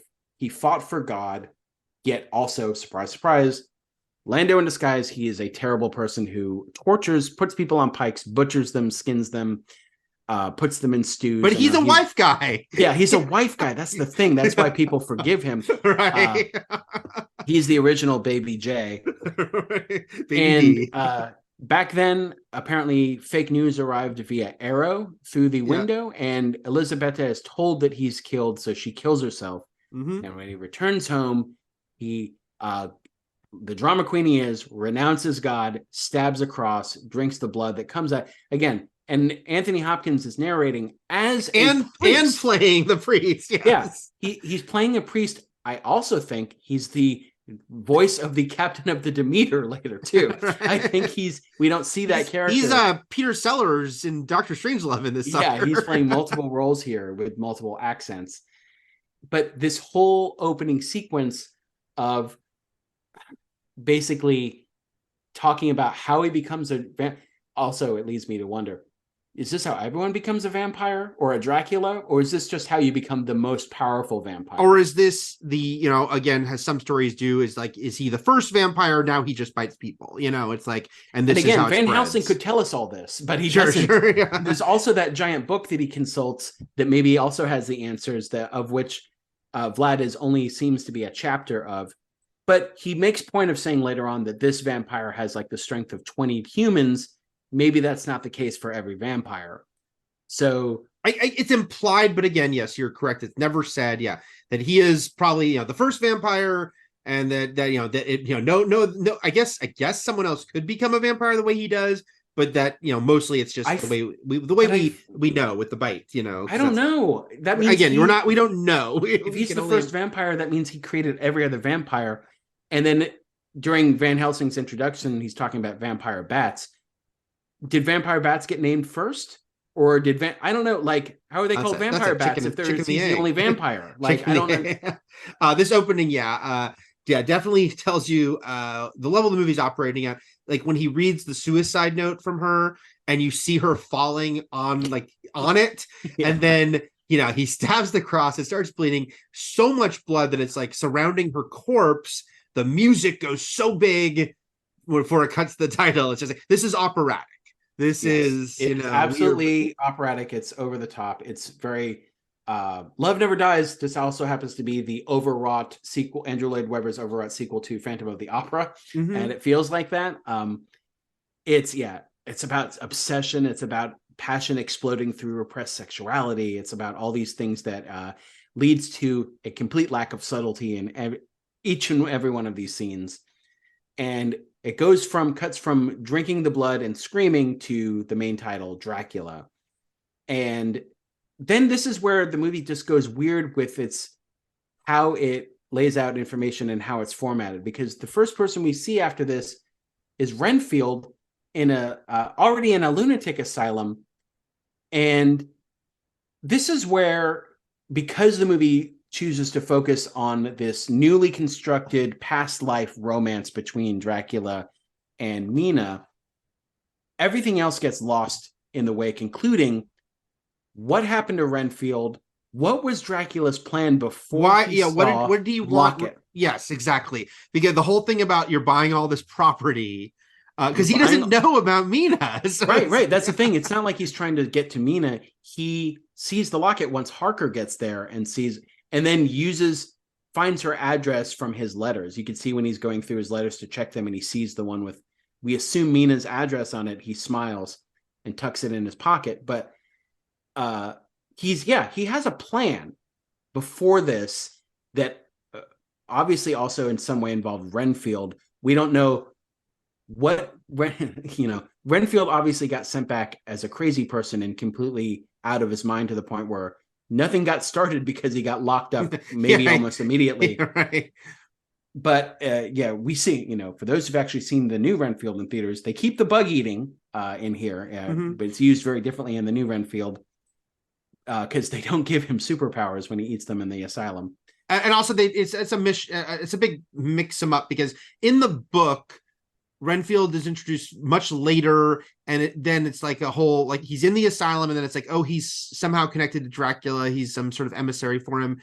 The 1931 movie showed what this movie tells you, because the 1931 movie began with Renfield coming to the castle first, which is backstory we're told in the 1992 movie. And here we're shown a crazy person, and then the next scene is just Parker's boss saying Renfield went crazy, and I guess we assume it relies on our previous knowledge of the Dracula story a little bit. Yes. And then Harker is basically sent to Transylvania to do lawyer things. You're the new Renfield. Yeah, he's a solicitor who's sent out there, and it's Keanu Reeves being very bad in this movie. He's just not right for this. He's not. Here's the thing about Keanu, and we love Keanu. We love Keanu, but it is funny that because Keanu's had, very impressive, well-earned comeback. And with that becomes, and everything has to operate at extremes, of course, in our society. We're talking about Mulaney and wife guy and what we glom the parasocial, how do you say that? Is parasocial relationship? Yeah, parasocial relationship. Yeah. So because Keanu is more beloved now than probably ever, then there becomes the, like, people who are like, and fuck you guys who hated on him in the 90s. I'm like, well, there were some reasons. Again, and Keanu Reeves first of all, he became a star with Bill and Ted, which is one of my favorite movies, and he did several other movies that I love and that he's great in.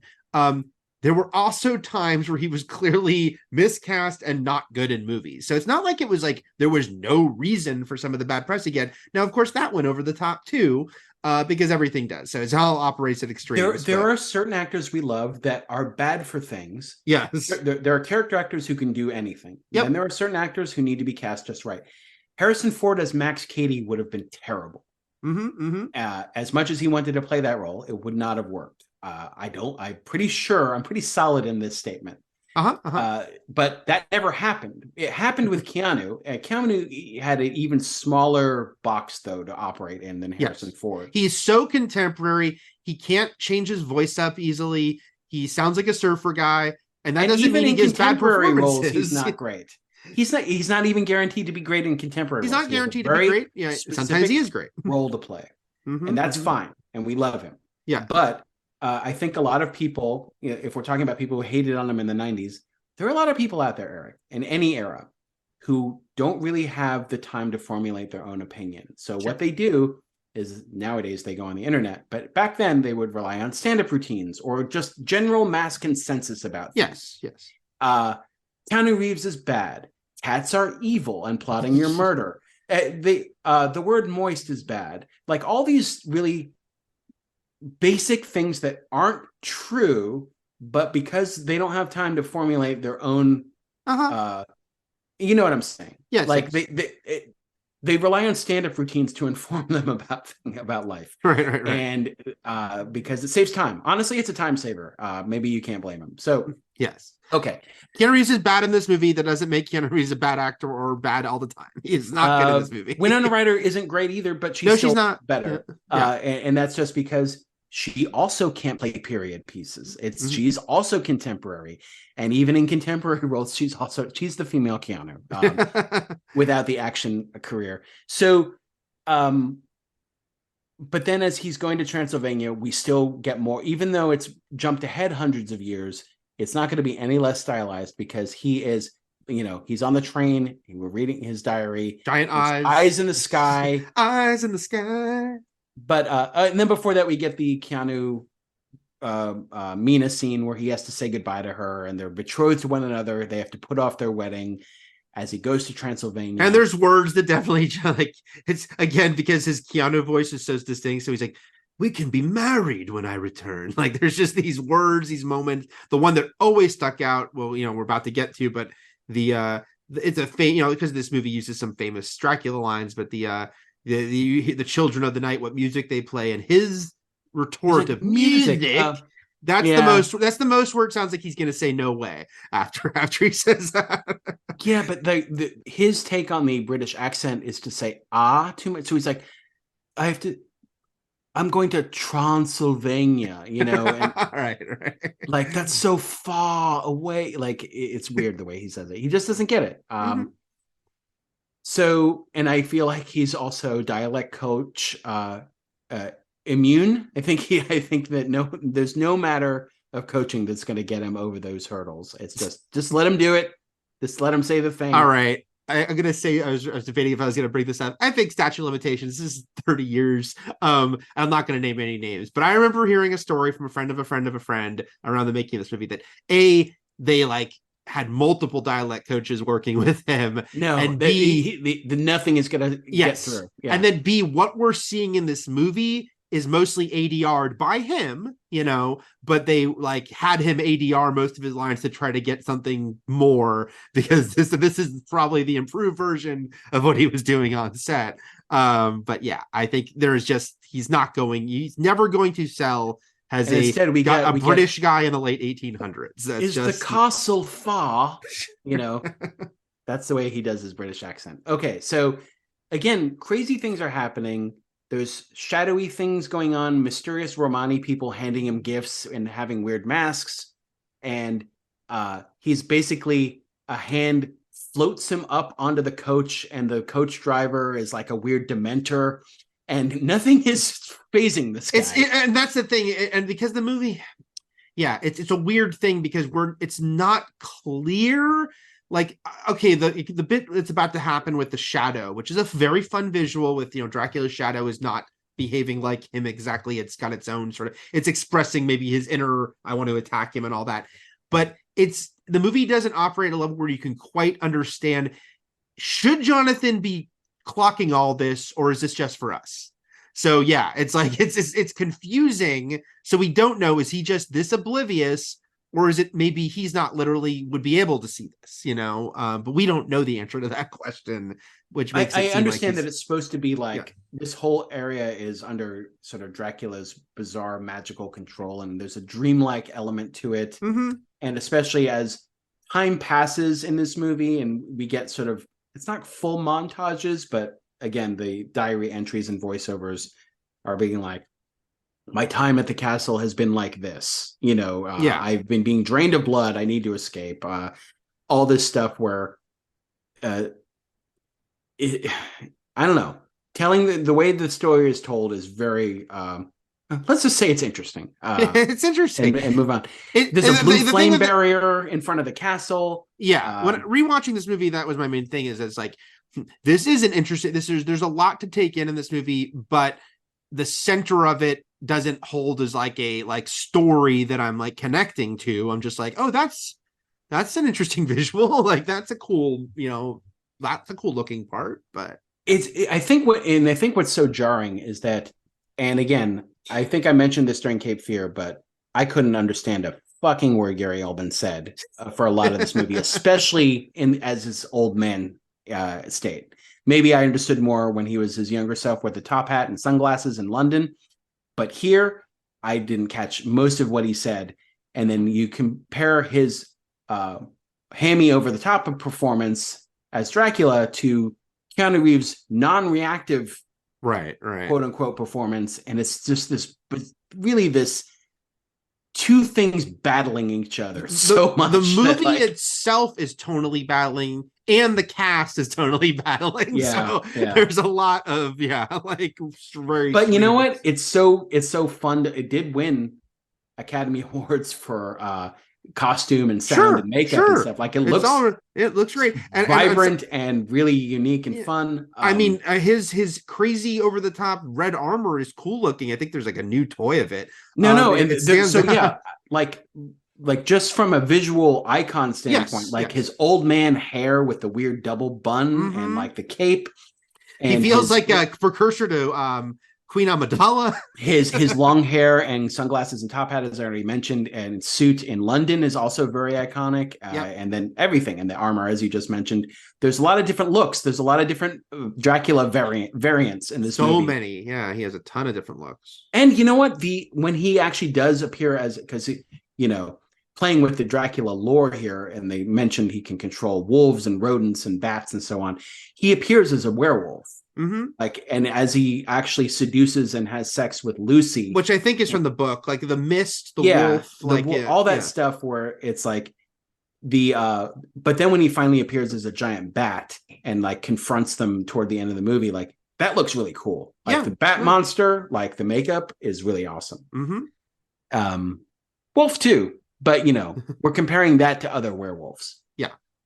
So okay, so then the weird stuff with Harker and Dracula in his castle, and he says, "You're going to stay with me a month," but he says that after he sees Mina's locket, and then all of a sudden it's as if whatever he had planned is put on either that giant put on the back burner, or that giant real estate Renfield plan is now being pushed aside. And in it, he's going to go after Mina. Why he goes after Lucy first, I'm not exactly sure.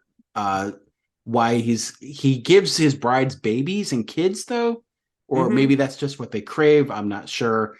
None of that is really explored. It's there, but it's not explained. But instead of almost immediately going after Mina, he chooses Lucy. To what end, we're not sure. But with Mina, he decides he's going to woo her and seduce her in a much different fashion because they have this connection. And I also want to mention, because you just kind of mentioned in passing the Dracula's brides, and sort of the horniness, the sexual nature of this movie. First of all, we've got this stuff with like Mina sneaking looks at the dirty pictures in Arabian Nights, saying it's disgustingly awful, but she keeps looking. And it's like this idea, and she and Jonathan have a very chaste relationship. We learn they've only kissed. Lucy's like the horn dog who's like, trying to tell her to do more stuff. So it's the idea that repressed sexuality that, that obviously Dracula is going to unlock. And then the scene with the three brides, where it's like, first of all, there's a close up of blood spurting from Keanu's nipple. That's pretty disgusting. This sort of like, of course, look, vampires in general and Dracula specifically are always going to be that mixture of like the horror sexual nature of it and the whole act of being a vampire and, sucking on someone's flesh. I should bring up this fact of a series that I actually already, was a good thing to enjoy, which is Queer for Fear, where they talk about Bram Stoker as opposed to some of the other authors of the time, Mary Shelley and something, or a lot of these people were queer authors, though. Bram Stoker backpedaled on his queer messaging from Dracula quite a bit, and Yes. it's sort of deferred in that way. Though so many people have found, rightfully so, LGBTQ messaging within not just Dracula, but in vampire stories, and have sort of co-opted that regardless of the author's original intention, which it was. But he again he shirked on it. Yes, but even without the queer lens, which absolutely exists, there's the sexuality lens is, you know, undeniable, which in the book, but also this movie leans into. And we should mention that Monica Bellucci is one of the brides, Dracula's brides, which is funny because her and Keanu worked together again in two of the Matrix movies, and they must have laughed. But remember when me and those two other girls were naked and rolling around and drinking and blood from your nipple? Yeah. What a day on set. So this was such a big production too. Like, I forgot that Annie Lennox did a theme song for it. I forgot about that too.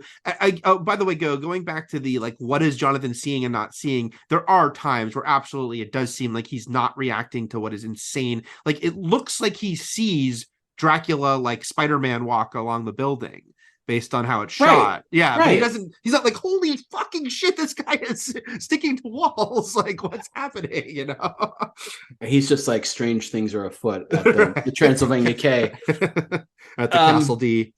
So, okay. So at this point, Dracula decides his target is Mina, but he has to get rid of Harker. So he basically traps Harker in his castle as he fucks off to London by getting his stooges, his goons, to fill these crates with soil because he has to be in his homeland, dirt, but so he can get his powers, and that's where he sleeps. And sometimes he's in a coffin, but sometimes he's just in a crate. But this is how he gets to London: is he gets his box of Drac sent on the Demeter. And you wouldn't pick up on that because it's not clear, because it's part of a confounding sequence of like that bounces his voyage on the Demeter back and forth between the mania being inflicted and stormy weather being inflicted in London on Mina and Lucy at the same time. And then all of a sudden, zoo animals are going crazy and a wolf escapes from a zoo. And then you find out later that that's what happened because of a headline in a newspaper. And I guess This is the first thing he does, then we don't know that he even arrived on shore until he shows up in the garden. Right? Yeah. Oh, I guess he's there. I guess the boat ride's over. We didn't know. This is also, there's, you know, that montage is very funny, and there's a lot happening. And like you said, it's like, this is when like Mina and Lucy are running around in the rain and they kiss in kind of a queer baity way. Dracula's laughing over all that. And this is the one part where it seems like Richard E. Grant will get to go crazy, but it doesn't. There's never really follow up, which is when he's shooting up while screaming Lucy's name, which is when I put in my notes, this movie is a lot. But it's funny that with Richard E. Grant specifically, they'll never really come back to that. We should mention, Lucy, played by Sadie Frost, is Mina's naughty, horny, rich friend who has three suitors. Yes. And that's Tex-Mex. Three famous suitors. Ronnie Bostock, cinema classic Tex-Mex. We've got Carrie Elwes as the pompous, sort of proper Lord Arthur Holmwood, and then Richard E. Grant as the doctor, who we don't even know at the time works out of the asylum that we saw Renfield in. I forgot that completely, actually, too. So it threw me when like we see him in a different setting, because the other guys are so only about Lucy. Yeah. So we've got Dr. Jack, we've got Lord Holmwood, and we've got Quincy Walker, Texas Ranger. And they're all vying for her affection, and she flirts with all of them. But then eventually, she's on a reality show where she has to choose. So. She chooses Lord Holmwood, but then Quincy just still hangs around. I understand Jack works there, like but why is Quincy still there? Yes. Quincy doesn't go back to the States. He's just like, well, can I? You know, what if Lord Holmwood trips and dies? I'm here. I'm just gonna hang out. So they just all become weird friends, and eventually vampire hunters by default at the end. Yes, because they become they're avenging Lucy. Yeah, they're avenging Lucy. Okay, and this is where basically he, as the werewolf, seduces and calls Lucy out of her bedroom and has sex with her in the rain in the garden. And Mina, looking for Lucy, finds her but then forgets about it. I don't know what's like. I don't know. This is why it's confusing. Yeah, like later in the movie, what she knows or doesn't know seems very. But also, like she could just walk down the street in London, having not acting like she didn't see her friend like boning a werewolf, right, like, right. And then we don't know that Lucy's sick until the doctor's like, "I'm here because I guess Lucy's sick." Mm-hmm. And then that's when we discover that Lucy's like, you know, she's being Dracula. She's getting Dracula powers. And that Jack's old mentor is Van Helsing, who, you know, again, Dracula, Bram Stoker, to his credit, in one novel introduced a lot of iconic characters, and Van Helsing, who is, you know, a big deal in his own right here. And this is when we also break the Dracula rule of like, hey, vampires can go around during the day. Which again, I do think is in the book too. Yeah, like the like they're weaker. You know, he still kind of covers himself up, but he can. But like he still seems pretty strong because he can call to her. He also at one point, and this is another thing of like Mina experiencing these big crazy events, but then forgetting about them minutes later. Which is like when they're at the cinema together, he pulls her into the back room forcefully and is going to like bite her. And it's like pushes her down and it's all this violent thing. And then a minute later, she's like, forgets about it because he pulls her and can't do it. And it's almost like nothing happens. And then because a wolf comes in and he like talks to the wolf, she's cool with him now. But then this is when he starts to, while Harker is away in Transylvania, secretly, I guess, meet with her in giving her absinthe, and then all of a sudden they're in the police is wrapped around your finger video with all the lit candles. That's a perfect reference for all you kids out there. Even I don't get that reference. I mean, I know who the police are. So the police is wrapped around your finger video. There's context clues to tell me what you're saying, but I don't. It's literally Sting dancing around in nothing but blackness and giant candles lit all around him. I'll send you the video, Eric. Okay. Okay. That's also a perfect reference for Eric Goldman, apparently. But yeah, all this is going on where he has decided that he does want her, but he doesn't want her just in the usual way. He wants to have an actual connection with her. He becomes demisexual here. And he, and then even in the end, when he does vampire her, he doesn't want to. He's constantly sort of pulling back because I don't want to damn you. I don't want to condemn you to even though I want to be with you forever. I don't want it this way. Because they're leaning into the romance, they're also leaning into like, the tragic villain thing here. He is a monster. He's killing innocent people, but he's a self-aware murderer. He was a bad person before he was a vampire, though. But that's the thing. He's a wife guy. Again, all those forgiven. Right.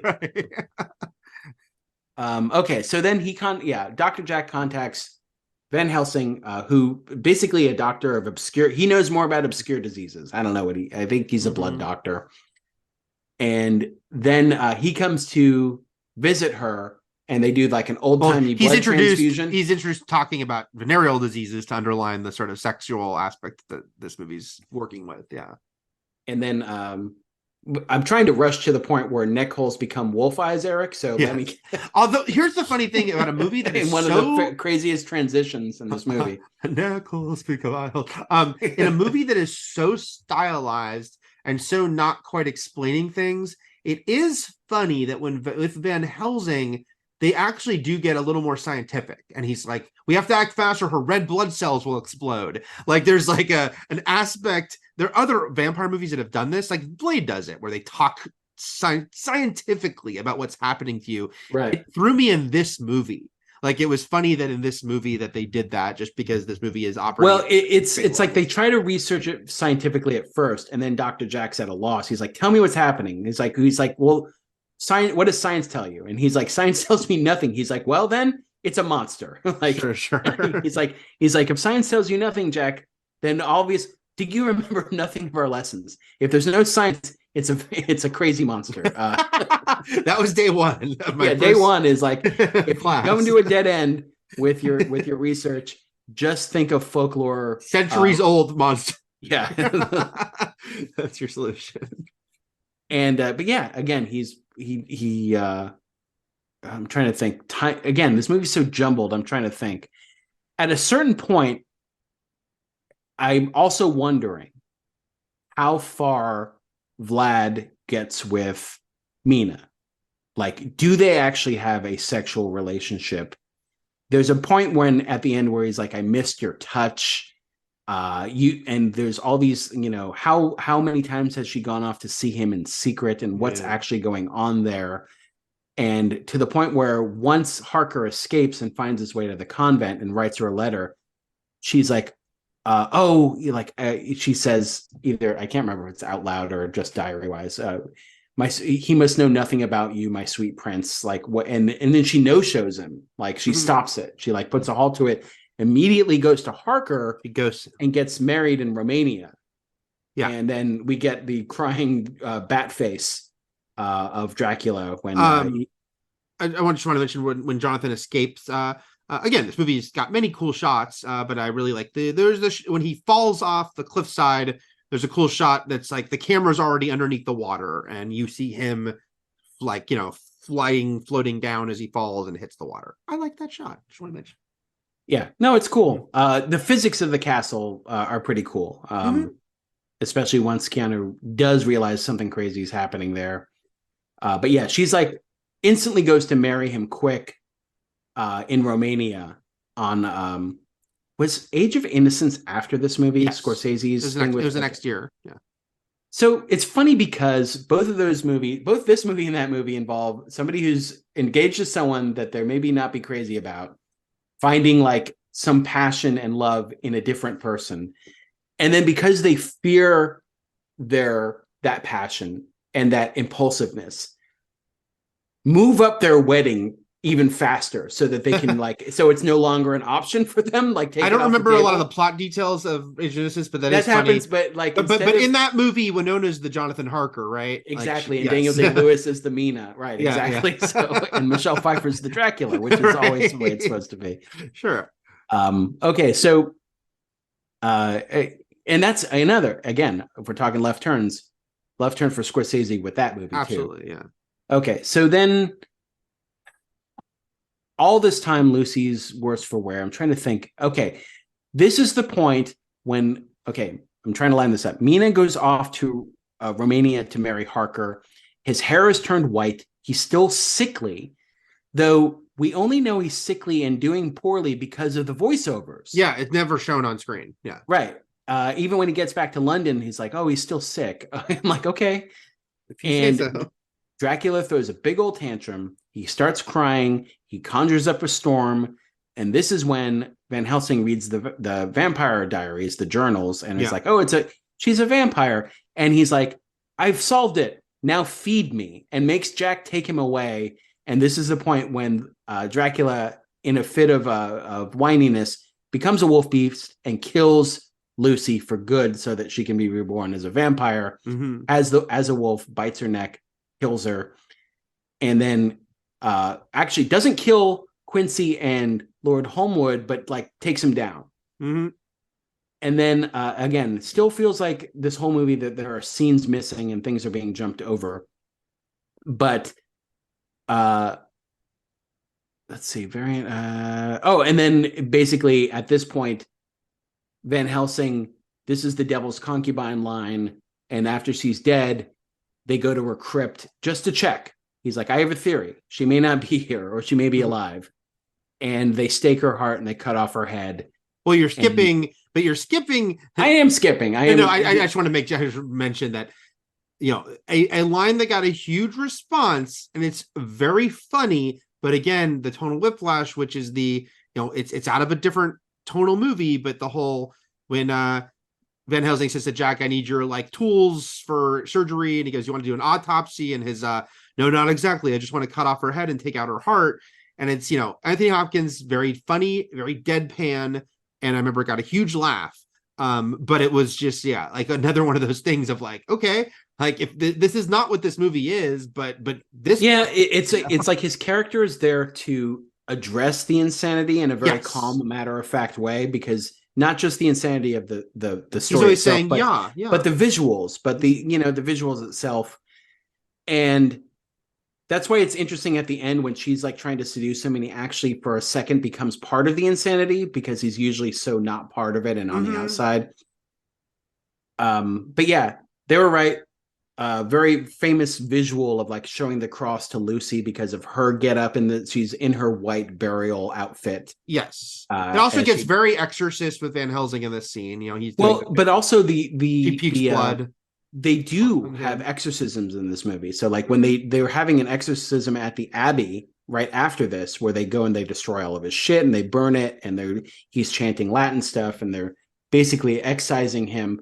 But at the same time, he goes officially to Mina as himself and sort of basically lays his cards on the table. Like, this is who I am. Do you want to be dead like me? And they kind of come together for the first time. And this is saying a lot because she is back with Harker at this point. It's like she married him. Yeah. But it's not enough. But yeah, this is, again, the scenes between Dracula and Mina are given so much more weight and time than any other relationship or exchange in this movie. So yes, it's like, this is what you should be paying attention to. Everything else is just like sort of eye candy and flashes, you know, of light. This is what the heart of the movie is. And some people are super into it, and for some people it just doesn't work because of the performances involved. But there's always the visuals to look at because it's always sort of cool. So he escapes the Abbey as they're burning it as mist, goes to Renfield, whatever, but then he goes to Mina herself, and this is when she becomes a vampire, and she's all in, baby. Yes. And again, like, you know, we saw this earlier with Lucy, but like, you know, Mina's very like orgasmic with it, and then when she drinks from his chest and he acts like he's like getting a blowjob, you were asking, had they slept together? And my feeling was probably not, because again, other vampire stories would do this. Blade does it, but Buffy did it. But the big feeding scene that completely is played like this is the big sex scene between the leads. This one goes, you know, very big on that. And I feel like, yeah, and it's even more sensual, like from the chest, right? Because he cuts his chest open, and it's not just like his wrist or something like that. Yeah, well, it's like weird because it also almost has like a breastfeeding aspect, which I think like, but feels right because it is like a weird, like it's a feeding, literally, you know, it's giving life. So yeah, it's all things. It's at once. All right, she's vampired up. He's a big bat monster. They shoot at him and he takes off, and he looks awesome as a monster. Yeah, he turns into a bunch of rats. Yeah, he's like he's like a cool like Constructicon thing where it's like all the rats can form a giant mega bat. Yeah, the rats form a bat. It's not even a giant rat. They just completely changed species. But he's like, I should probably go back to Transylvania and grow to full power. To quote the actual new Renfield, I'm going to grow to full power. And when I do, Mina's fucked. And so it becomes a race against time. They have to race back to Transylvania before him. And we even get the map graphics, which is so funny. And it is so funny that like across, again, I'm not calling this out as being ridiculous because the movie is the movie. But like they start out, he's on a boat. They're like, we can beat him there by taking a train across Europe.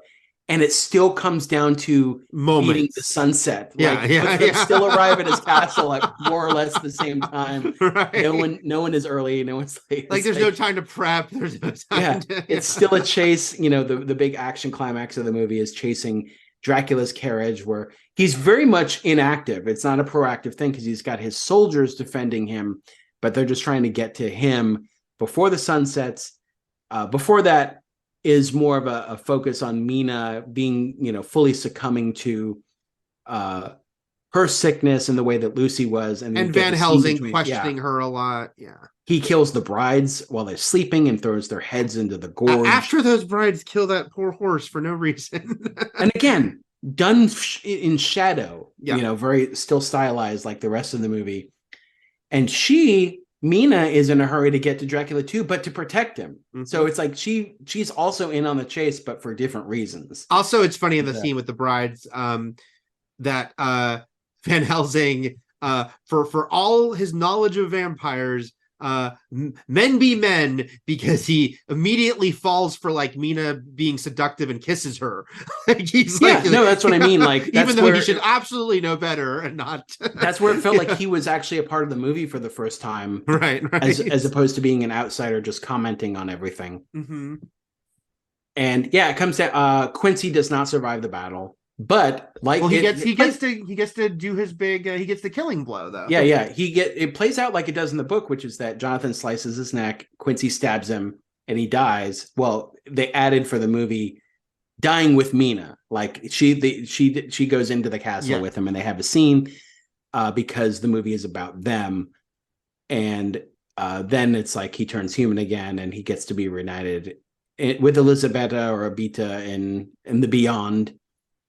And then the overwrought score plays. But yeah, it's I do remember. Yeah, this is the way the book ends. This is the way the movie ends. It's sort of a race before the sun can set. Harker becomes an action hero. As much of a sort of a fumbling fool he is for most of the movie, he gets to shoot the Romani soldiers here and fight them off and stuff like that. So, but it's also because he's not a fully formed character. So I get, in theory, it's a nice moment that he's like, let them go when Mina's taking Dracula into the castle for her to like be there with him when he dies. That like he's being a man enough that he's not trying to stop this moment. It's just that because he's been kind of ethereal character, it's not. No one's a really fully formed character here except maybe Dracula and Mina. But even her, we don't know who she is. She's a teacher. We don't know who she is before. No, and like I said, even the scene, because I mentioned this earlier, but we kind of in the scene where he turns her into a vampire. There's just so much swinging back and forth even there because she's saying, "I want to be with you always," and he's like, "There's no life in this body, yet you live." But then she suddenly has a swing to, "You killed Lucy." And then a second later, she's back to like, "I want to be you. I want to be one of you." Yeah. So it's just this crazy. I do like the line, "Take me away from all this death." That was in the trailers, because it's like, "Take me away from all this death by giving me eternal life." But also, of course, they will be the death that's been happening is because of him. I like that. I mean, that's a fun line. But yeah, it's the character, Mina herself. She's kind of all over the place. Jonathan, performance aside, is also just kind of like, we don't have a real handle on him. To the point that what should be a big moment of him being like, let Mina and Dracula have this moment, just kind of okay. What we're saying is the better Dracula movie is Martin Scorsese's The Age of Innocence. Yes. Look, we've all become God's madmen here. Van Helsing seemed tailor-made in this movie to be the quoted one, the quotable, because now he's the clever one. He's the one who has all the uses all the synonyms for Bride of Dracula that you can think of. And then so he dies. I guess everyone's free. We don't really know what their lives are like going forward, except that Quincy's dead. And I guess they were all great friends. We just assume because they were always in scenes together, but we really don't know anything about Lord Holmwood or Quincy or if Dr. Jack gets a little bit more. Yeah, but even Dr. Jack, did he overcome his own addictions to whatever he was shooting up earlier? Probably not. He probably just went home and OD'd. Right. I don't know. They were going to do, it was announced in the trades in the 90s, they were going to do a Van Helsing spinoff of this movie. Obviously, a decade later, we'd get Hugh Jackman playing action hero Van Helsing in Universal movie because all these characters are public domain. But this was a hit, very hype movie. It was a hit movie. And there was going to be an Anthony Hopkins, I think, would have given him a gang Van Helsing spinoff. And I wondered if that, because like he is totally at a different level. Like, would that movie have just embraced the campy wink wink nature? Who's to say? But it never happened. In 1992, Anthony Hopkins was in Free Jack, Spotswood, Howard Zinn, Dracula, and Chaplin. Jesus. Again, it is again. I feel like if we looked at Gary Oldman's too, it would be something sort of similar. Well, yeah, I mean, you think about the year after this is like True Romance, The Professionals 2 years after. It's like, again, and he's bouncing back and forth between large roles and something like True Romance where he's like popping in and out of a movie. And he is, again, Keanu, love you. You're so great in so many things, but he is not a chameleon. He's not Gary Oldman, who is going to just play completely different characters in completely different sort of tonal different movies and period pieces. And be this guy who's just going more than speaking Hopkins, of chameleon performances and Oldman and Hopkins reuniting in a movie I already mentioned on this podcast, Hannibal by Ridley Scott. Because Oldman was Mason Verger in that movie, yes, where Hopkins came back to play Hannibal Lecter. So once again, in the crosshairs of one another. So wanted to mention, I mentioned the Van Helsing spinoff. The other thing I want to mention about this movie is the score. Just because I had forgotten. By a composer who had it, Wojciech. I don't even know how to say his first name. Kolar. sounds good. This is the movie he is best known for, but he also did the music for The Pianist, which was obviously a music-oriented movie, and he won some awards for that too. This score I had not realized, because I hadn't seen this movie in so long, is one of the most go-to trailer. Oh, it's reused. Yeah. You first hear it in the train, the Harker on the train sequence, and I go, oh shit. To this day, but obviously in the 90s, especially in the follow-up to this movie, it was, there's certain scores that get used over and over and over again. And the Dracula, that piece, which is with the cut to closing credits piece too, you will find many trailers that have used that for decades after that movie. All right, everyone. That was Bram Stoker's Dracula. I wrote a paper. I was just remembering this, Matt, that when I was a senior in high school, I took a elective that was about I don't remember, it was about film and maybe adaptations. I did a paper that was about Dracula, and I read the book, and and my paper was about Nosferatu, the movie, Dracula 1931, Bela Lugosi, and this movie, and just the different interpretations of it. I reused it in college in a novel into film class. Yeah. I was like, I already have a pretty good paper here. I wrote a paper about tracking Sherlock Holmes to Hannibal Lecter in a certain way, I think, because it was sort of about, I took a detective fiction class, and basically about how detectives through literature transformed from the over-the-top characters that were celebrities to being the everyman, and the serial killer became the over-the-top celebrity. And that they would, the everyman hero taking down the big boss, as opposed to the Sherlock Holmes, who was the celebrity crime solver who would kind of take out nobodies. Right. Anyway, that was my paper, but that was in college. That was the class I had with Winnie Cooper's boyfriend. Okay. That led to us talking to Winnie Cooper and Becky Slater one day. We ran into them. All right, let's wrap this up. This is a long one. Yeah. But yeah, the movie's a lot, as we said. I don't think I feel like Wolf will be less. Yeah. I don't think this movie works fully. It doesn't work for me, but I'm not bored by it. It's a crazy, wild movie, and it's I think I mentioned this last week or the week before, but we saw this 6 months ago in the movie theater, so it was pretty recent. Oh yeah, I forgot about that. Yeah, it's crazy. It's a crazy movie. It's a crazy movie.